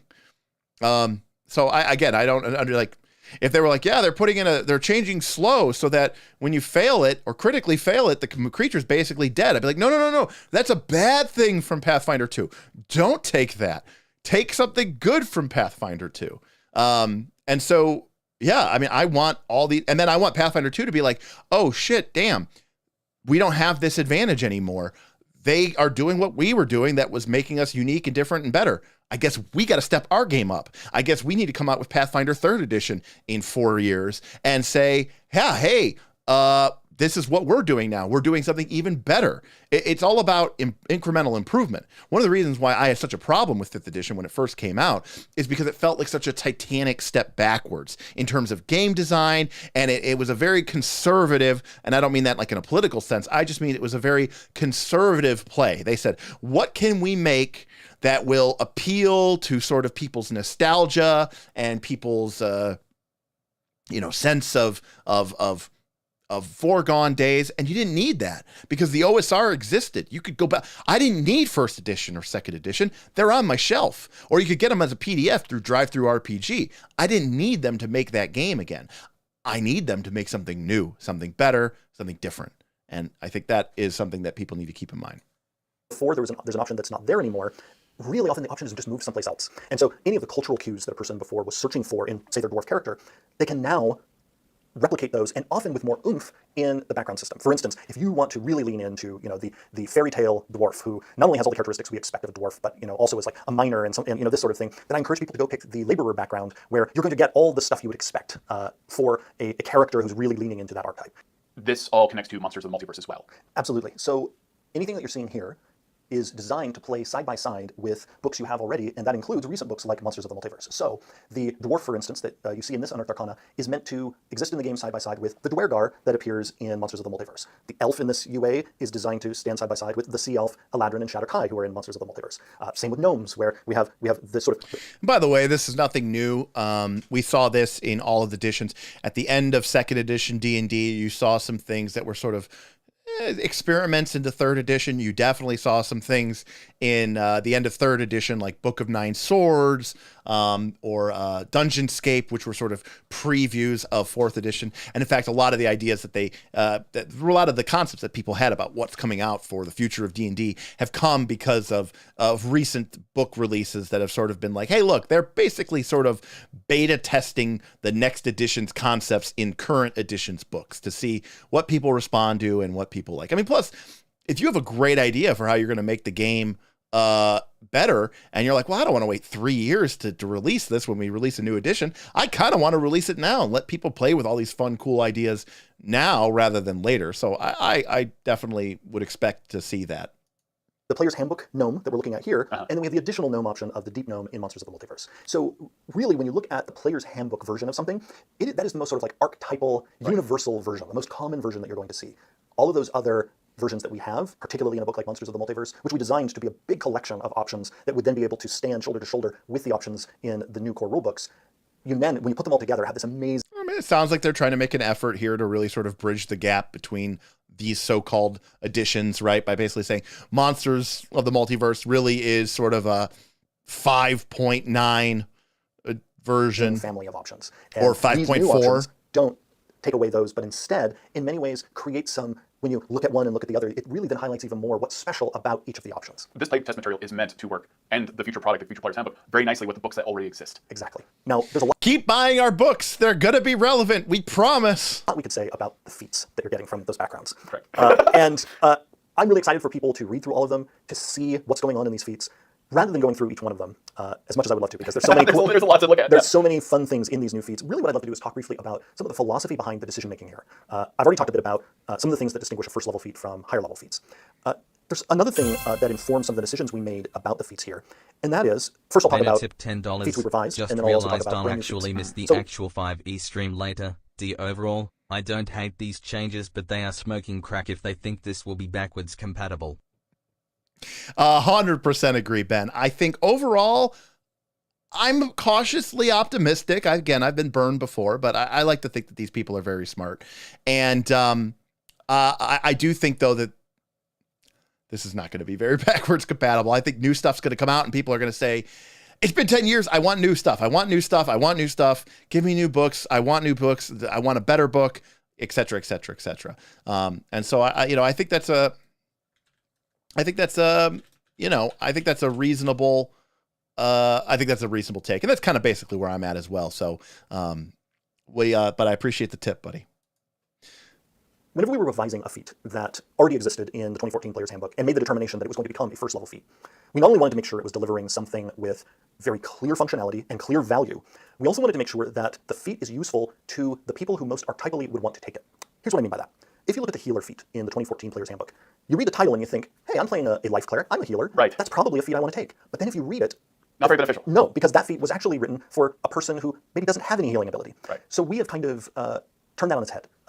And we have now made it so that this feat is beneficial to people who are already healers, while also providing a healing ability to somebody who lacks it. I like that design. I think people do like to specialize. It's kind of one of the hallmarks of the sort of class-based, level-based TTRPG design that is D&D. The idea that I want to be the healer and I want to be better, but hey, like this feat could also make me, who is not a healer, okay healer. I think that's okay too. So that's a nice little piece of design there. I'll shit on Pathfinder 2 a little bit because that's what, sometimes I like to do here as well. Again, one of my problems with Pathfinder 2 is like a lot of the feats, especially the skill feats, are basically only good for the people who are already really good at that skill.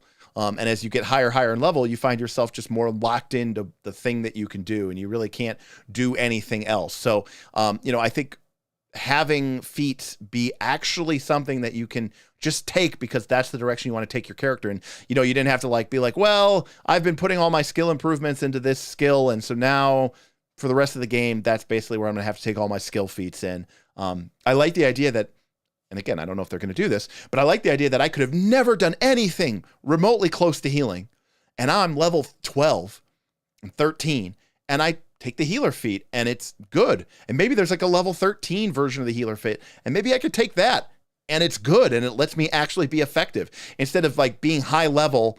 It's like the equivalent in Pathfinder 2 of being high level and then taking a dedication feat. And you're like, this doesn't really do anything for me anymore. It feels almost underwhelming. So I like the idea of trying to make feats more generic and universal. And so that's the kind of the needle we're threading in a lot of these, that maybe a feat that before seems to be calling to a particular type of character, but then didn't connect with that character at all. We've now made it so that it is beneficial for that kind of character. Like many life clerics are now going to want to take the healer feat. Oh, we got Scratch Paper Game coming in here with an attack on Floyd with his greatsword. Floyd is teetering at 6. Oh my gosh. Nice. Thank you, Scratch Paper Games. We appreciate you. But then also many non-spellcasting characters, I think, might be drawn to the healer feat because of their character's backstory, because of the battle medic ability that is now in the healer feat that allows you to actually heal somebody using a healer's kit. And you'll see that again and again in these feats. Things that are either going to be beneficial for the individual character, who we expect would be attracted to the feat, or beneficial to the whole party. Here's an example of that. Okay. Yeah, again, I think that's an interesting idea as well. Hey, John came in with a nice super chat and is slaying Floyd. John is now our current hype boss leader. John says, I like some of what they are doing here, but none of this will fix the fundamental issues with this system. They are chaining themselves down with this false sense of backwards compatibility. maybe. I think it's possible that the backwards compatibility might just be lip service. I agree, John. I hope that they do free themselves. You know, and I agree here with what William Brenda says. Backwards compatibility is marketing. All editions did the same thing. Even 4th edition had a conversion book that no one ever used ever. And you know, it's going to pass. And so I ultimately, John, I agree with you. I'd like to see them push deeper. I'd like to see them change things up. I want to see something new so that I, the consumer, can make a choice. Who gets my money? Does Wizards of the Coast get my money? Does Evil Hat get my money? Does Paizo get my money? Who gets my money? You all need to fight tooth and nail to give me new and better options to get my money so that I will buy your products and your books. That's good for me. That's good for the consumer, you know, all of us. That's good for the hobby. And so, you know, stagnation is not what I want. So I do want to see them, you know, I agree with you, John. I don't want them to, if they're too concerned about backwards compatibility, I think it could be a problem. So, all right. So our poll showed that only 42% of you said you're excited about this announcement. 58% said you are not excited about this announcement. Now that could be because you just don't give a crap about D&D 5th edition, and that's quite all right. But that's interesting. I am tentatively optimistic In the alert feat, so far. now first level feat that, again, the criminal has, not only do you get a bonus to your initiative roll, but you also now have an ability when initiative is rolled, you and another member of your party can swap initiative. Which is amazing. I love it. And that ability alone is going to make many groups like, oh, we are so happy if somebody has alert. Because that's cool. I like it. I'm not going to lie. It's cool. We have all playing D&D been in that situation where, like, if only this particular character was able to go earlier. Exactly, yeah. And so now the character who is, because this alert feed is designed to mean this is the person who is exceptionally ready to jump into action and can help one of their buddies do so. And that's another example of, like, alert was a very, like, for my character only feat. like I just want to be first. Right. Now you have the option to, like, pass that on to someone else in your group and be a good party member Exactly. if given the option. But yeah, like that's lovely. That's that dual purpose for all these feats. Yeah, and then the brand new feats are designed to fill some character type gaps that existed before. Gaps that really came to mind for us as we were designing the sample backgrounds. What's an example of one of the new feats? So musician Right.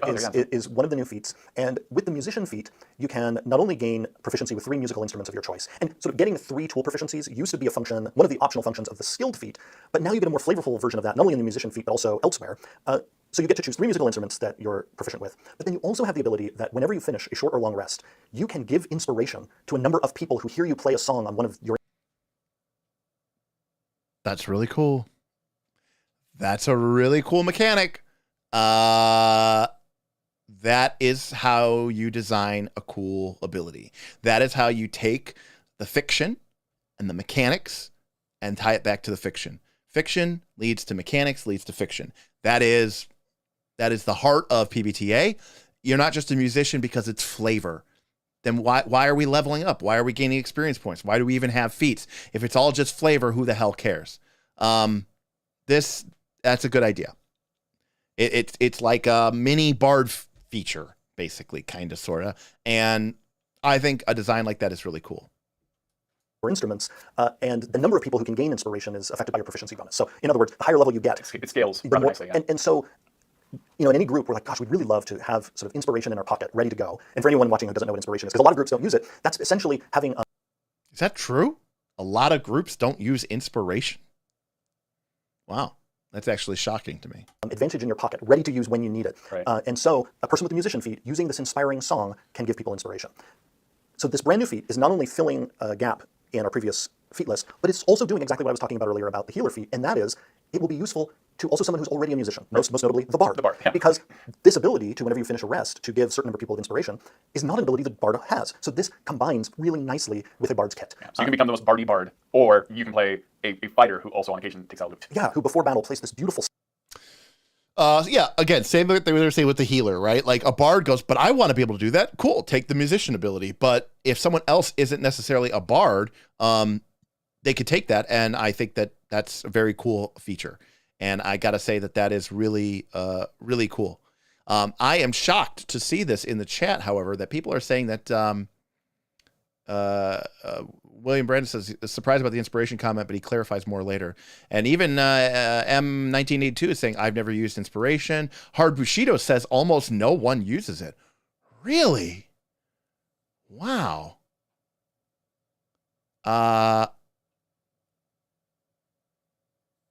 Wow, that's crazy. Interesting and interesting and interesting.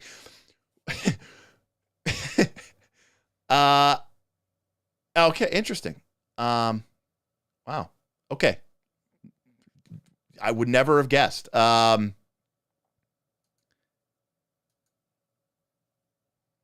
Interesting. Okay, well. Song, and everyone is like, now I'm ready to go. Yeah, that's perfect. Yeah, and again, that is the philosophy here throughout, is how can we make people who, again, want a taste of something they don't have happy, but then also make the people who already have the thing also happy. That's great design, by the way. That's really good design. Magic Initiate does this too. Magic Initiate, like some of the feats we've published in the past year or two, now tells you, hey, not only do you get some spells that you can cast for free, but if you already have spell slots, you can... The Neurolancer, Critical Role does not use it, so all those people who came from it do not. Interesting. Interesting. Yeah,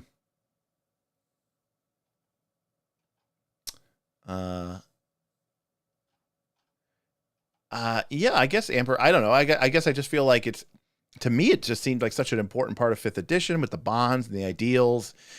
In any game where you have this ability to say, hey, I like the way you're role playing, or I think that's a really clever idea, you would gain inspiration. I mean, I guess my perspective is very, very, very biased, because I come from playing games like Mutants and Masterminds and Fate and all these games where you Savage Worlds, where you have all these mechanics, bennies and hero points and stuff like that. You literally, Pathfinder too, where you're literally handing these things out.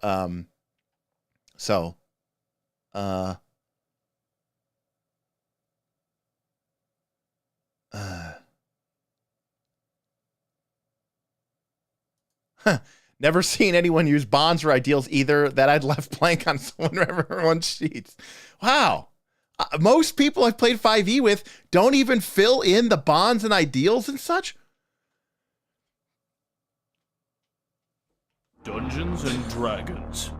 Satan's game. What is happening here? Wow. Yeah, John, exactly. That is extremely fun. Wow. That is like the most absolutely insane thing I've ever heard in my entire life. But the narrative token, Amber, is for the crunch. Inspiration is a advantage to have when you're worried about getting a good die roll. That is just insane to me. Bill, wow, you're breaking my heart, buddy. It's all about the story. Isn't that the point, though? Oh, man. You guys are destroying me. Commander Bernhardt, I honestly hate bonds ideals on the sheet. Just distracts from writing a background for me rather than helping. Whew, I'm having a moment here, people. I am having a moment. Wow.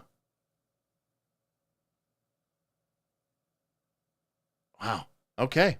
All right. Moving on. Wow.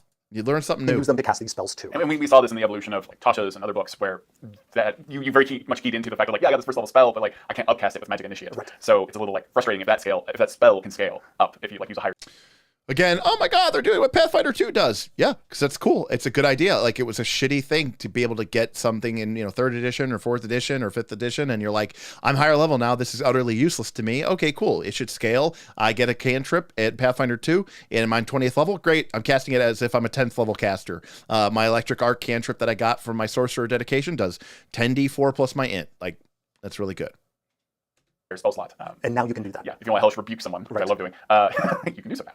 The feat also has been given broader functionality, because people are going to see in this feat a reference to something that is new. Yeah, let's talk about that. I assume you're talking about spells and how they're defined. Yes. So not only does the Magic Initiate feat refer to what we're about to talk about, but there are references to it elsewhere in the doc, one of those being in the High Elf, and that is, we now refer to 3 new spell lists. There is an Arcane spell list, a Divine spell list, and a Primal spell list. In our work over the last few years, there wasn't already? In 3rd edition, they had the Sorcerer Wizard list, the Cleric list, and then they had the Druid list. So that seems very similar to 3rd edition. As we've been preparing to start unveiling this material, we realized that as the game expands, as there are new... Oh, okay, Swiss Stack. You're saying... Got it. Okay. Got it. Okay, so more like PF2 traditions, 4th edition's power sources. Got it. Yeah. Okay. I mean, subclass options, also with the introduction of a class like the Artificer, with feats, with magic items, with a variety of things that give you access to spells. There has been a growing need for us to have a new type of spell list, and that is a spell list that isn't tied to a particular class. Right, and to be clear, Pathfinder 2 did this because in Pathfinder 1, right, every class got its own spell list, and it just became such a pain in the ass because by the time you got to like your 23rd or 25th class and a new spell got released in a book, you had to figure out how to put it onto each class. Now, again, I understand that. So Pathfinder 2 solved this issue by saying, oh, these are just the arcane tradition, and then every spell on this gets access to this class.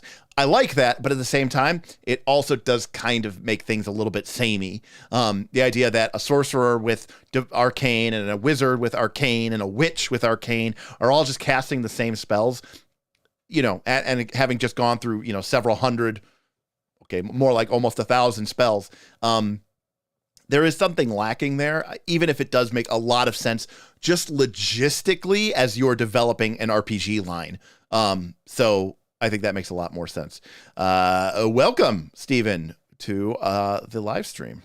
We're almost done with the 1 hour thing, and then we'll go look at the actual PDF document. But is instead tied to really the source of your magic. Right. And so in this case, arcane spells are all about manipulating the background magic that's in the entire multiverse. Divine spells, as people would expect, come from either gods or the realms of the gods. And then primal spells are about drawing on the magic that is in not only sort of the elements, but also in the spirits of nature. And the way we sort of divide it is divine is really magic pulling from the outer planes, primal is pulling from the inner planes, and arcane is pulling from sort of the multiverse writ large. And so now, I like that. Again, Pathfinder 2 kind of has this with like the mind, the mental, and the spirit, and then they just promptly kind of ignored that completely, but it's fine. Rather than us directing you for certain spell choices in particular contexts, like the previous Magic Initiate was like, all right, go pick from the spell list of one of these particular classes, which then suddenly, the moment we introduce a new class like Artificer, right. then we need a whole new feat for that. Yeah. This feat now grows with the future of the game, because now anytime... Yeah, it's just a great way to make future-proof your spell casting classes, and it's just a lot easier. That we introduce a spell, the spell itself will have for you a tag that tells you if it's arcane, divine, or primal, or a mix, because some spells, as people are going to see in some of our upcoming Unearthed Arcana, fall into multiple categories. This is going to have a tremendous payoff, not only for like, oh, this later supplement added a new arcane spell, I have access to the arcane spell list, I can now have access to that spell. Right. This is just what we're just talking about with Pathfinder 2, and you produce a new spell, and you're like, great, how do I, do that? You just stick it into a list that everyone has access to instead of having class-specific lists. Yeah, I mean, that's just smart design. Without it having to route through a particular class. Much more elegant solution. Yes, and it also is it has another purpose for us. It's a way for us to take this notion of these sources of magic, which are mentioned, at least arcane and divine are, in the 2014 Player's Handbook, but now we actually sort of give them rules teeth. Rather than just sort of being a story wrapper, because arcane and divine and then occasionally primal, when it has been mentioned, have really just been a flavor wrapper. Now they actually have substance in the game itself, that there is a list that you can go look at and go, here are the sort of universal arcane spells, here are the universal divine spells, and so on. Now, people have to wait for upcoming Unearthed Arcanas to see how classes use those lists, because classes are going to use those lists, but classes are also going to have access to spells that go beyond those universal lists. But again, that's for future us to talk about. But again, I think already this is super exciting, being able to reveal these new types of spell lists that provide a tremendous amount of flexibility for characters, not only that will be able to be made with this series of Unearthed Arcana articles, but also that will be able to be made in the future. Yeah, it is a very exciting time. This is a very weighty UA. We're going to be doing this often this year, somewhat semi-monthly, but yeah, not necessarily strictly defined in terms of timing. But we have a lot of UAs coming out this year. We need a lot of player feedback. So. And there is so much in this UA that we could talk about. Yes, I know. We could have gone through everything, and we could have made this a 3-hour video. And there are, before we sign off on this video, there are a couple other gems in this UA I would love to Go ahead. Yeah, I'm eager to hear. So first, I encourage people in the rules glossary to look at not only the revised definitions of a couple of our conditions, they're also going to see there's a new condition that's in play, the slowed condition, and people are going to see in the upcoming Unearthed Arcanas updates to a number of the game's conditions, so I'm excited to see what people think. No, hopefully not. About that. Just kidding, of course, but you know what. Also, I encourage people to take a look at the new rules for inspiration, because we've decided that rather than inspiration being connected to essentially just the DM awarding people for particular character choices, instead, inspiration is going to be something you can reliably get whenever you roll a 20 on an ability check, saving throw, or attack roll. We wanted a way to feed people inspiration through the system itself. Yeah, again, I would have been shocked I would have been like, oh, wow, that's really surprising that they went that way. But after hearing from so many people here who have so much more experience with 5th edition than I am, that the majority of groups are just ignoring the inspiration mechanic and or forgetting about it and sleeping on bonds and ideals and flaws. You know, I guess, again, I came from a background of a game like Fate. And so to me, looking at bonds, ideals, and flaws, I immediately was like, oh, this is just like Fate. They're like aspects. And when people play to their flaw, you can give them inspiration. It's just like awarding them a fate point. You all shocked me. And so the fact that they literally had to bake it into the system is interesting. Now, here's the thing. Getting inspiration on Nat 20 is a little bit interesting because don't you already get stuff on a Nat 20? I guess in a lot of skill checks, there's really nothing beneficial for getting a critical hit. So, John, we'll see you back later, buddy. But we'll be back on at 7 o'clock to talk about Dungeons and Dragons, but something very different than what we've been talking about today. And we love this idea of when you have a spectacular success, you're inspired by it, you're bolstered by it, and it can start creating this sort of snowball effect. Yeah. And that's what we're going for. Oh, it sounds like momentum from 2D20. We've also tweaked the rule on inspirations so that it's still the same, that you can only ever have one instant of inspiration. You don't get to stockpile inspirations. You either have it or you don't. But we've now made it so that if something in the game gives you inspiration and you already have it, you can then immediately give it to one of the other characters in your group. Oh, that's fantastic. And it's likely that people are going to have it because you get it by rolling a 20. And one of the new traits of humans in the game is humans, whenever they finish a long rest, have inspiration. So every human in your group is going to start every adventuring day with inspiration. And that means that if the human gets inspiration and already has it, they can then give inspiration to somebody else. I think there's going to be a really fun sort of, inspiration flowing around in the party. Oh, it's almost like having narrative meta currencies is really cool and makes for fun and interesting gameplay as you manage resources in your tabletop role-playing game. What? Who would have thought? And what people are going to see as they actually experience this in play, what the system is intentionally doing is encouraging you to use the inspiration because there's more is coming. Instead of just like reading, I don't know when I need this. Exactly. And it's, we often, when we're assessing different parts of the system, if we see something that ends up getting hoarded so much that it actually almost never sees use, that to us tells we need to change something so that this actually becomes a fun part of play and not something that just gets marked on your character sheet and then you forget about it. Is this the moment that I use it? That kind of almost anxiety. Like, like I've been in so many, you and I've been in so many one-shots where it's like, well, I never used it. Exactly. It's not forever. Whereas we want to make it easy for people to say yes. To say, yes, I'm going to use my inspiration because it's likely more is coming right around the corner. The getting a natural 20 thing is so exciting because that's such a cinematic moment where like a great narrative moment of like I've been very successful and now I have a little bit left over, and that you could roll another 20. You can keep going and going and going and just see a game where like something like that happens. I mean, the odds are not high, but they're higher now to see something like kind of amazing at the table. Amber said, what do you think of hero points inspiration giving spell slots? I actually did that in our Rise of Runelords campaign. I let people use let them use hero points to regain spell slots, and I mean, it was effective and it was very powerful, but it was a lot of fun. I imagine it was a lot of fun for the spellcasters. Gogol, it's sounding more like a 5.5. It's the same basic mechanics. They are definitely layering on top of it. Yeah, they're not going to call it that, but it definitely feels more like a 5.5. That's right, very fun. The critical hits have changed as well. Can you elaborate on that?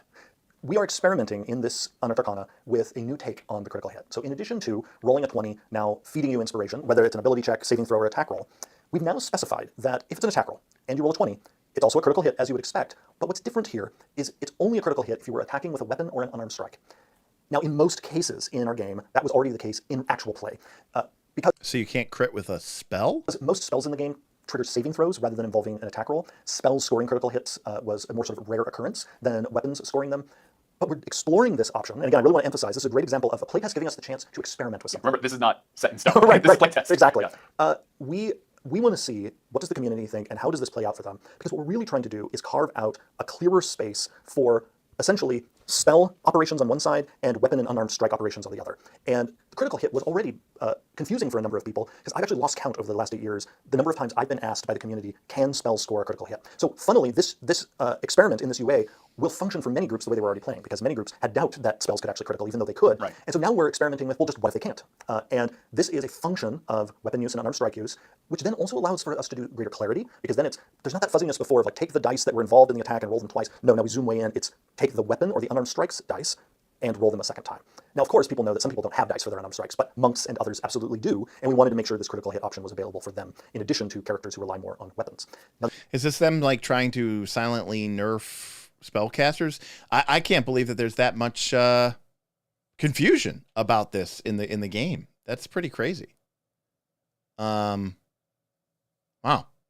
that's crazy. Okay. Now, there's an additional nuance here. The way we have worded this experimental rule, it is only player characters who score critical hits. Now, I need to unpack that. Well, it's kind.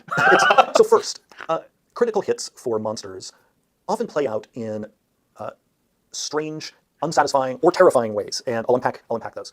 First, they can be terrifying. Higher level terrifying is fine. First level terrifying can mean the character's gone. So crits are extremely dangerous at low levels for player characters. I agree with that. They're critting your first level character might mean your character's on their way to the grave. Yeah.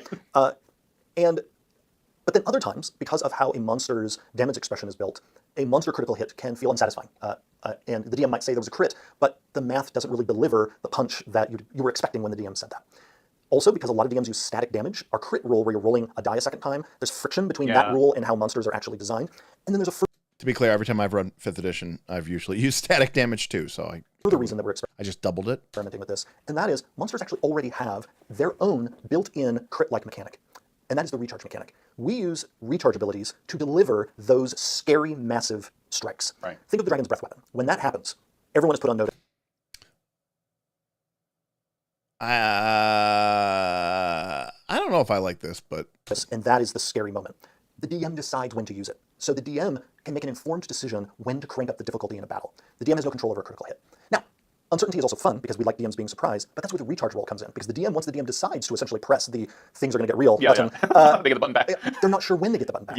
And the problem with it is you crit on a 20. So now what you've done is you've introduced a crazy amount of variance into the game, because now it's unlikely that someone's going to get back their recharge, right? Because the expectation would be that they would not. You would, I mean, how many 20s are you going to roll in a game? But then suddenly, if the GM crits, now suddenly you get this, what should have been a once per encounter, and then there's a 1 in 20 chance of getting it back. Suddenly you get them back and you're like, oh, okay, I'll just do it again. Like, it makes this kind of like, it makes the event either somehow more rare, but also somehow more disturbing, because you know that if you get breathed on and then they roll a 20 and then they get breathed on again, you got hosed really badly, because the variance suggests that should not have happened. I don't like this mechanic. I see what they're trying to do here. They're trying to use one roll to rule them all. And instead of having to track separate breath weapons or roll D6s or anything like that, they're trying to say, look, what is the die roll that you're already going to be rolling every turn? Well, you're probably going to be rolling the attack roll. You're going to be rolling the D20. Let's just tie everything to that, because that way it minimizes the amount of extraneous dice rolling that we have to do. But it's fundamentally, I think, a frustrating ability. And so there is already this element of uncertainty purposefully built into the recharge mechanic. And so what we're exploring is this notion of, really, monsters don't need crits because they have crits in another form, and that is in recharge abilities. And those, the DM has a bit more control over, even though it's not total control, because again, once you use, the DM doesn't know when it's coming back. That modicum of control is more in keeping with what we expect for a dungeon master. And so we're exploring the crit as it is essentially a special ability of player characters, of occasionally they score these surprisingly good hits that deal more damage than the weapon or unarmed strike would normally deal. This is a rule I am very keen to get feedback on, and hope people will try it out in their game, and then we'll see where we go next. To be clear, I'm not fundamentally against the idea of monsters not delivering critical hits. I think it's appropriate for certain games, but it definitely can make your game very swingy, and it can be very surprising. A critical hit in Pathfinder 2 can sometimes take a character out in one blow, and you go from thinking you're about to have an awesome fight to being unconscious and dying too, before you've even had a turn in the fight. And while the other people may take efforts to try to get you back up, you might miss a turn. And then when you do get hit, brought back up, your hit points are low, you're on the ground, you've dropped all your equipment, so you're going to spend a turn or two trying to just get back up. You might need another heal before it's even worth you entering combat again. For all intents and purposes, you're kind of out of the fight. And I'm not always a big fan of that.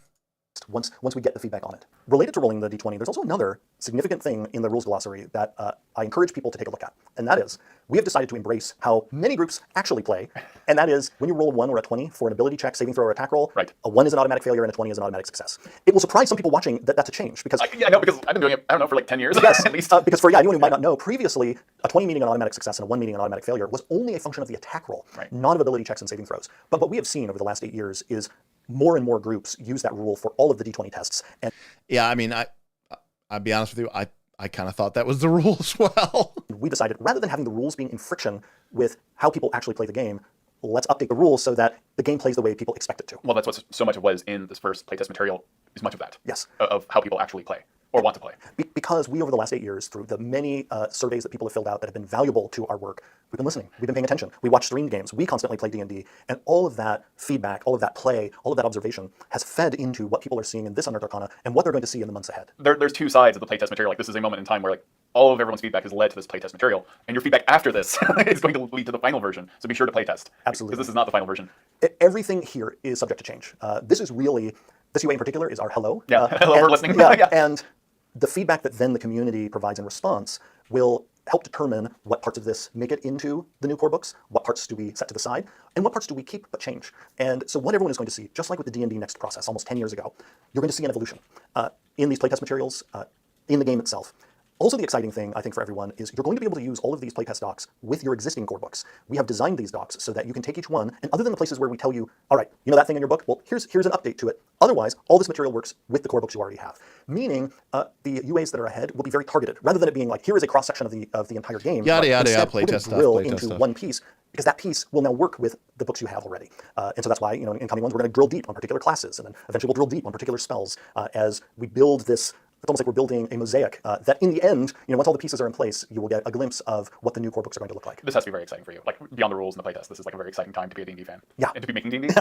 No, it's wonderfully exciting because we're able to take something that we love, feed the passion that we in the community have had for it over the last 8 years, feed all the conversations we've had internally that we've had with fans out in the world, and take all of that and let it flow into the game itself so that it can move now into its next generation. That's perfect. I'm very excited for this video and for many more to come over the next few years. Yeah. Excellent. All right, and people will get access to this UA. All right. Well, so there we have it. The first example of this. Now, this is a very long document. We're not going to go through all of this, but I think we got certainly a sense for what they're talking about enough for me to make some thoughts. Again, I am cautiously optimistic. I feel like they are going to change the game in certain ways, and that's good. I think they're going to learn from other games. They are going to try to make their game better. Ben, take care, buddy. Enjoy your family time. We will miss you later, and we'll see you on the Discord, buddy. Yeah, I mean, obviously, I am going to have to take a look and dig into this document here. It's, 21 pages. Maybe we'll talk a little bit more about this tonight. We have another stream in just about an hour and a half where we were going to talk about Dungeons and Dragons. So if you want to keep talking about Dungeons and Dragons, you let know. Stephen makes a great point here. They did. Your name is too long there, Stephen. They did steal. Oh, they didn't steal, but they hired away a number of Paizo staff. And I mean, obviously, if you like what other people are building and designing and doing, I mean, Roll for Combat liked the design and work that Mark Seifter was doing, and they said, "Hey, why don't you come work for us?" So, if you're putting good people into your team, that's a great thing.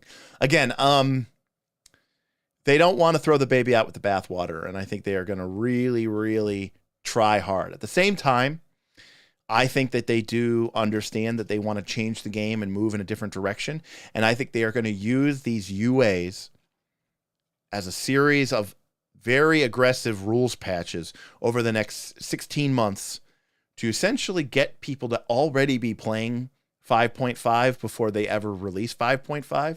And so this will just be the way that people are used to playing. And then they might change some things. But I think overall, they're going to use this to really acclimatize people to what it is that they're going to be doing. Yeah.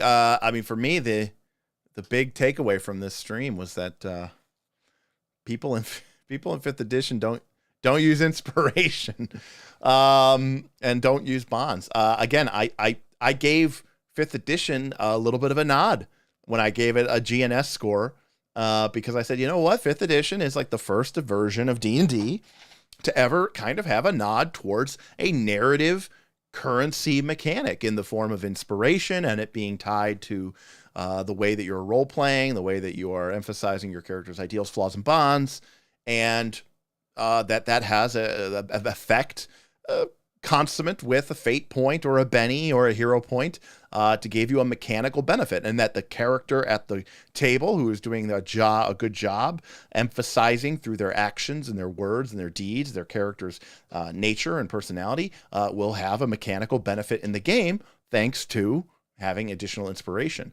And then I hear that nobody uses that. So what the hell are you using 5th edition for? I don't even understand this. This is like so shocking to me. Or like him talking about that a lot of people didn't think that spells could crit. Why not? Spell attacks, I should say, spell attack rolls. Again, I don't maybe have the, I might not have the framework because of my lengthy experience with the game to put myself into the mindset of so many people. And someone had said earlier that Critical Role doesn't apparently use inspiration, so which makes sense, right? Because they're basically just fudging everything anyways, and going from that respect. But Scratch Paper Games. My house rules. Natural Tunny does double or triple max damage. Oh boy, you like your attacks big there, Scratch Paper. That is a very, very large critical hit. Double damage has been the standard for D&D for a long time. In 4th edition, critical hits just did maximum damage. Not doubled, just maximum damage versus doubled. I kind of like that more. I kind of like just doing max damage because it still feels like a big improvement, but at the same time, it also still keeps the damage range from being completely out of whack, out of wonkiness. Porter, that also could possibly be a possibility as well. I mean, but they even said there's not that many spell attacks, so maybe it's just directly targeting the warlock. I don't know. Anyways, thank you, Scratch Paper Games, again for that. Almost taking out John. Yeah, I'm cautiously optimistic. I'm gonna, keep forward. We'll talk more about this at 7:00. Oh, exactly, Steven. Also, you don't, nothing like the worst feeling in the world is like when you critically hit and you roll a 1 and you're like, I did 7 damage, and like last turn you just hit regularly and you did like 12, and you're like, oh cool, I crit for 7 or 8. But last turn I did 12. The turn before that I did 10. Like, that's really cool. But it also keeps it from being a little bit too, rocket taggy at times, which can kind of be a problem. That is also a lot of damage. But apparently people in 5th edition, I don't know. Everyone says there's too many hit points. But then I also read that people burn through monsters in like a single round or 2 rounds. So I have no idea what to think about this edition. Again, I don't have copious amounts of experience like so many other people do. But so it's almost 6:00. We're gonna go offline. We'll be back in an hour to talk more about Dungeons and Dragons, and specifically to talk about Knights of the Last Call and Dungeons and Dragons. And I'm sure we'll probably mention some of these things here as well. But for the most part, we're going to be thinking more game design, and we're going to put on our RPG hats so that we can sort of understand some game system choices and how we arrive at certain conclusions about what we want out of a game. Lollipop Candy says monsters don't do enough damage to PCs in 5th edition. This is because 5th edition is fundamentally flawed in much the same way as prior editions of D&D, which is that hit points are supposed to be an ablative resource. An ablative resource. It means that if you have 100 hit points, you're not supposed to lose 75 of them or 100 of them in a single fight. You're supposed to lose 20 or 30. And then the next fight, you lose 15. And then the next fight, you lose 20. It is a resource that is supposed to get worn down over the course of a very long and arduous adventuring day. It is supposed to represent the totality of your character's resources. But people understand intrinsically that 0 equals death. And so they will go out of their way through spells, through short rests, or just through the pacing of most modern day adventures, where the chances that you will actually do 5 or 6 or 7 encounters in a single day is very, very slim. And so what ends up happening is the monsters do 20 damage to you. You're at 80. The monsters do 20 damage to you. You're at 60. You're like, okay, maybe I'm a little almost, we're resting for the night and I'm at full. It never gets to a point where your character's hit points ever become actually dangerous.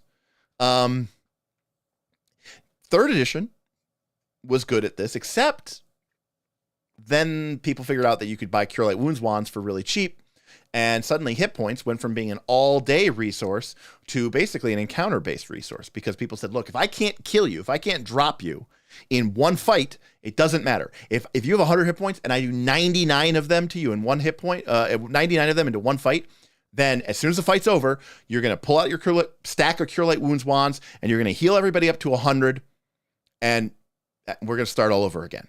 And that's why Pathfinder 2 did what they did, which is to make hit points, essentially, a encounter-based resources, because they knew that players will do everything in their power to get back to full, and that the way that a lot of adventures and the way that a lot of GMs run their games is sometimes you might only have 1 or 2 fights a day.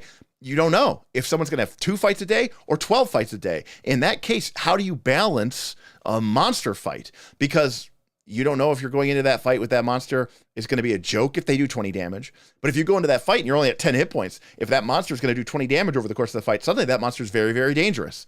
And so they got rid of it. Not officially, but they basically got rid of it because focus spells and treat wounds in Pathfinder 2 can heal you up to full for essentially no cost. Sure, it takes a little bit of time, but once you get a couple levels, it's fine. And now we get to the point in Pathfinder 2 where people say, I don't even understand what the point of a trivial or a low, maybe, or even a moderate fight is. We know that if you have any idea what you're doing, a moderate fight is never going to take your character out, right? It's just not. So if that's the case, then why are we even bothering with that fight? It's not really a challenge. And the long-term consequences of being, sort of worn down by the fight don't exist. So if that's the case, we might as well not have that fight. And so what ends up happening in Pathfinder 2 is people only include fights that are like, to the death. So,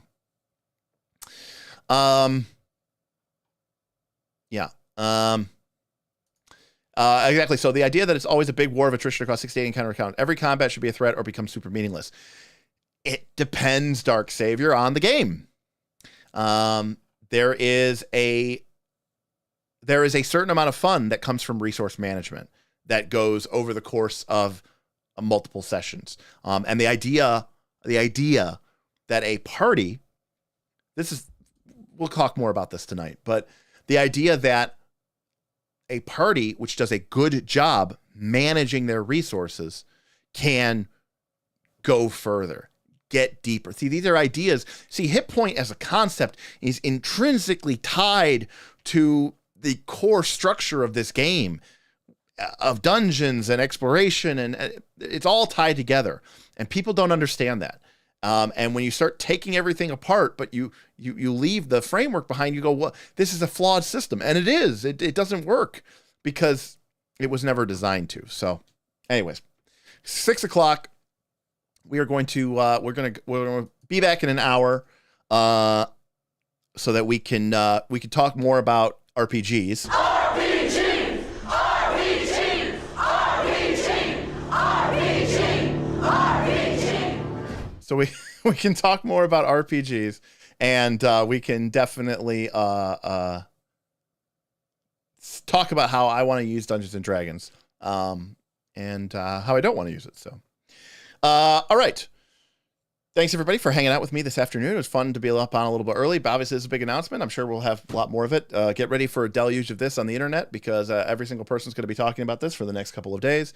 I think No Nat's doing something tomorrow. I think the Rules Lawyer already published something. So check them out. See what they have to say about things. The official Derek Melinda Knights of Last Call, I Hate Everything stance is cautiously optimistic. Very excited if they could pull off the virtual tabletop. That looks real sweet. Yeah, we'll see everybody in an hour. So, peace.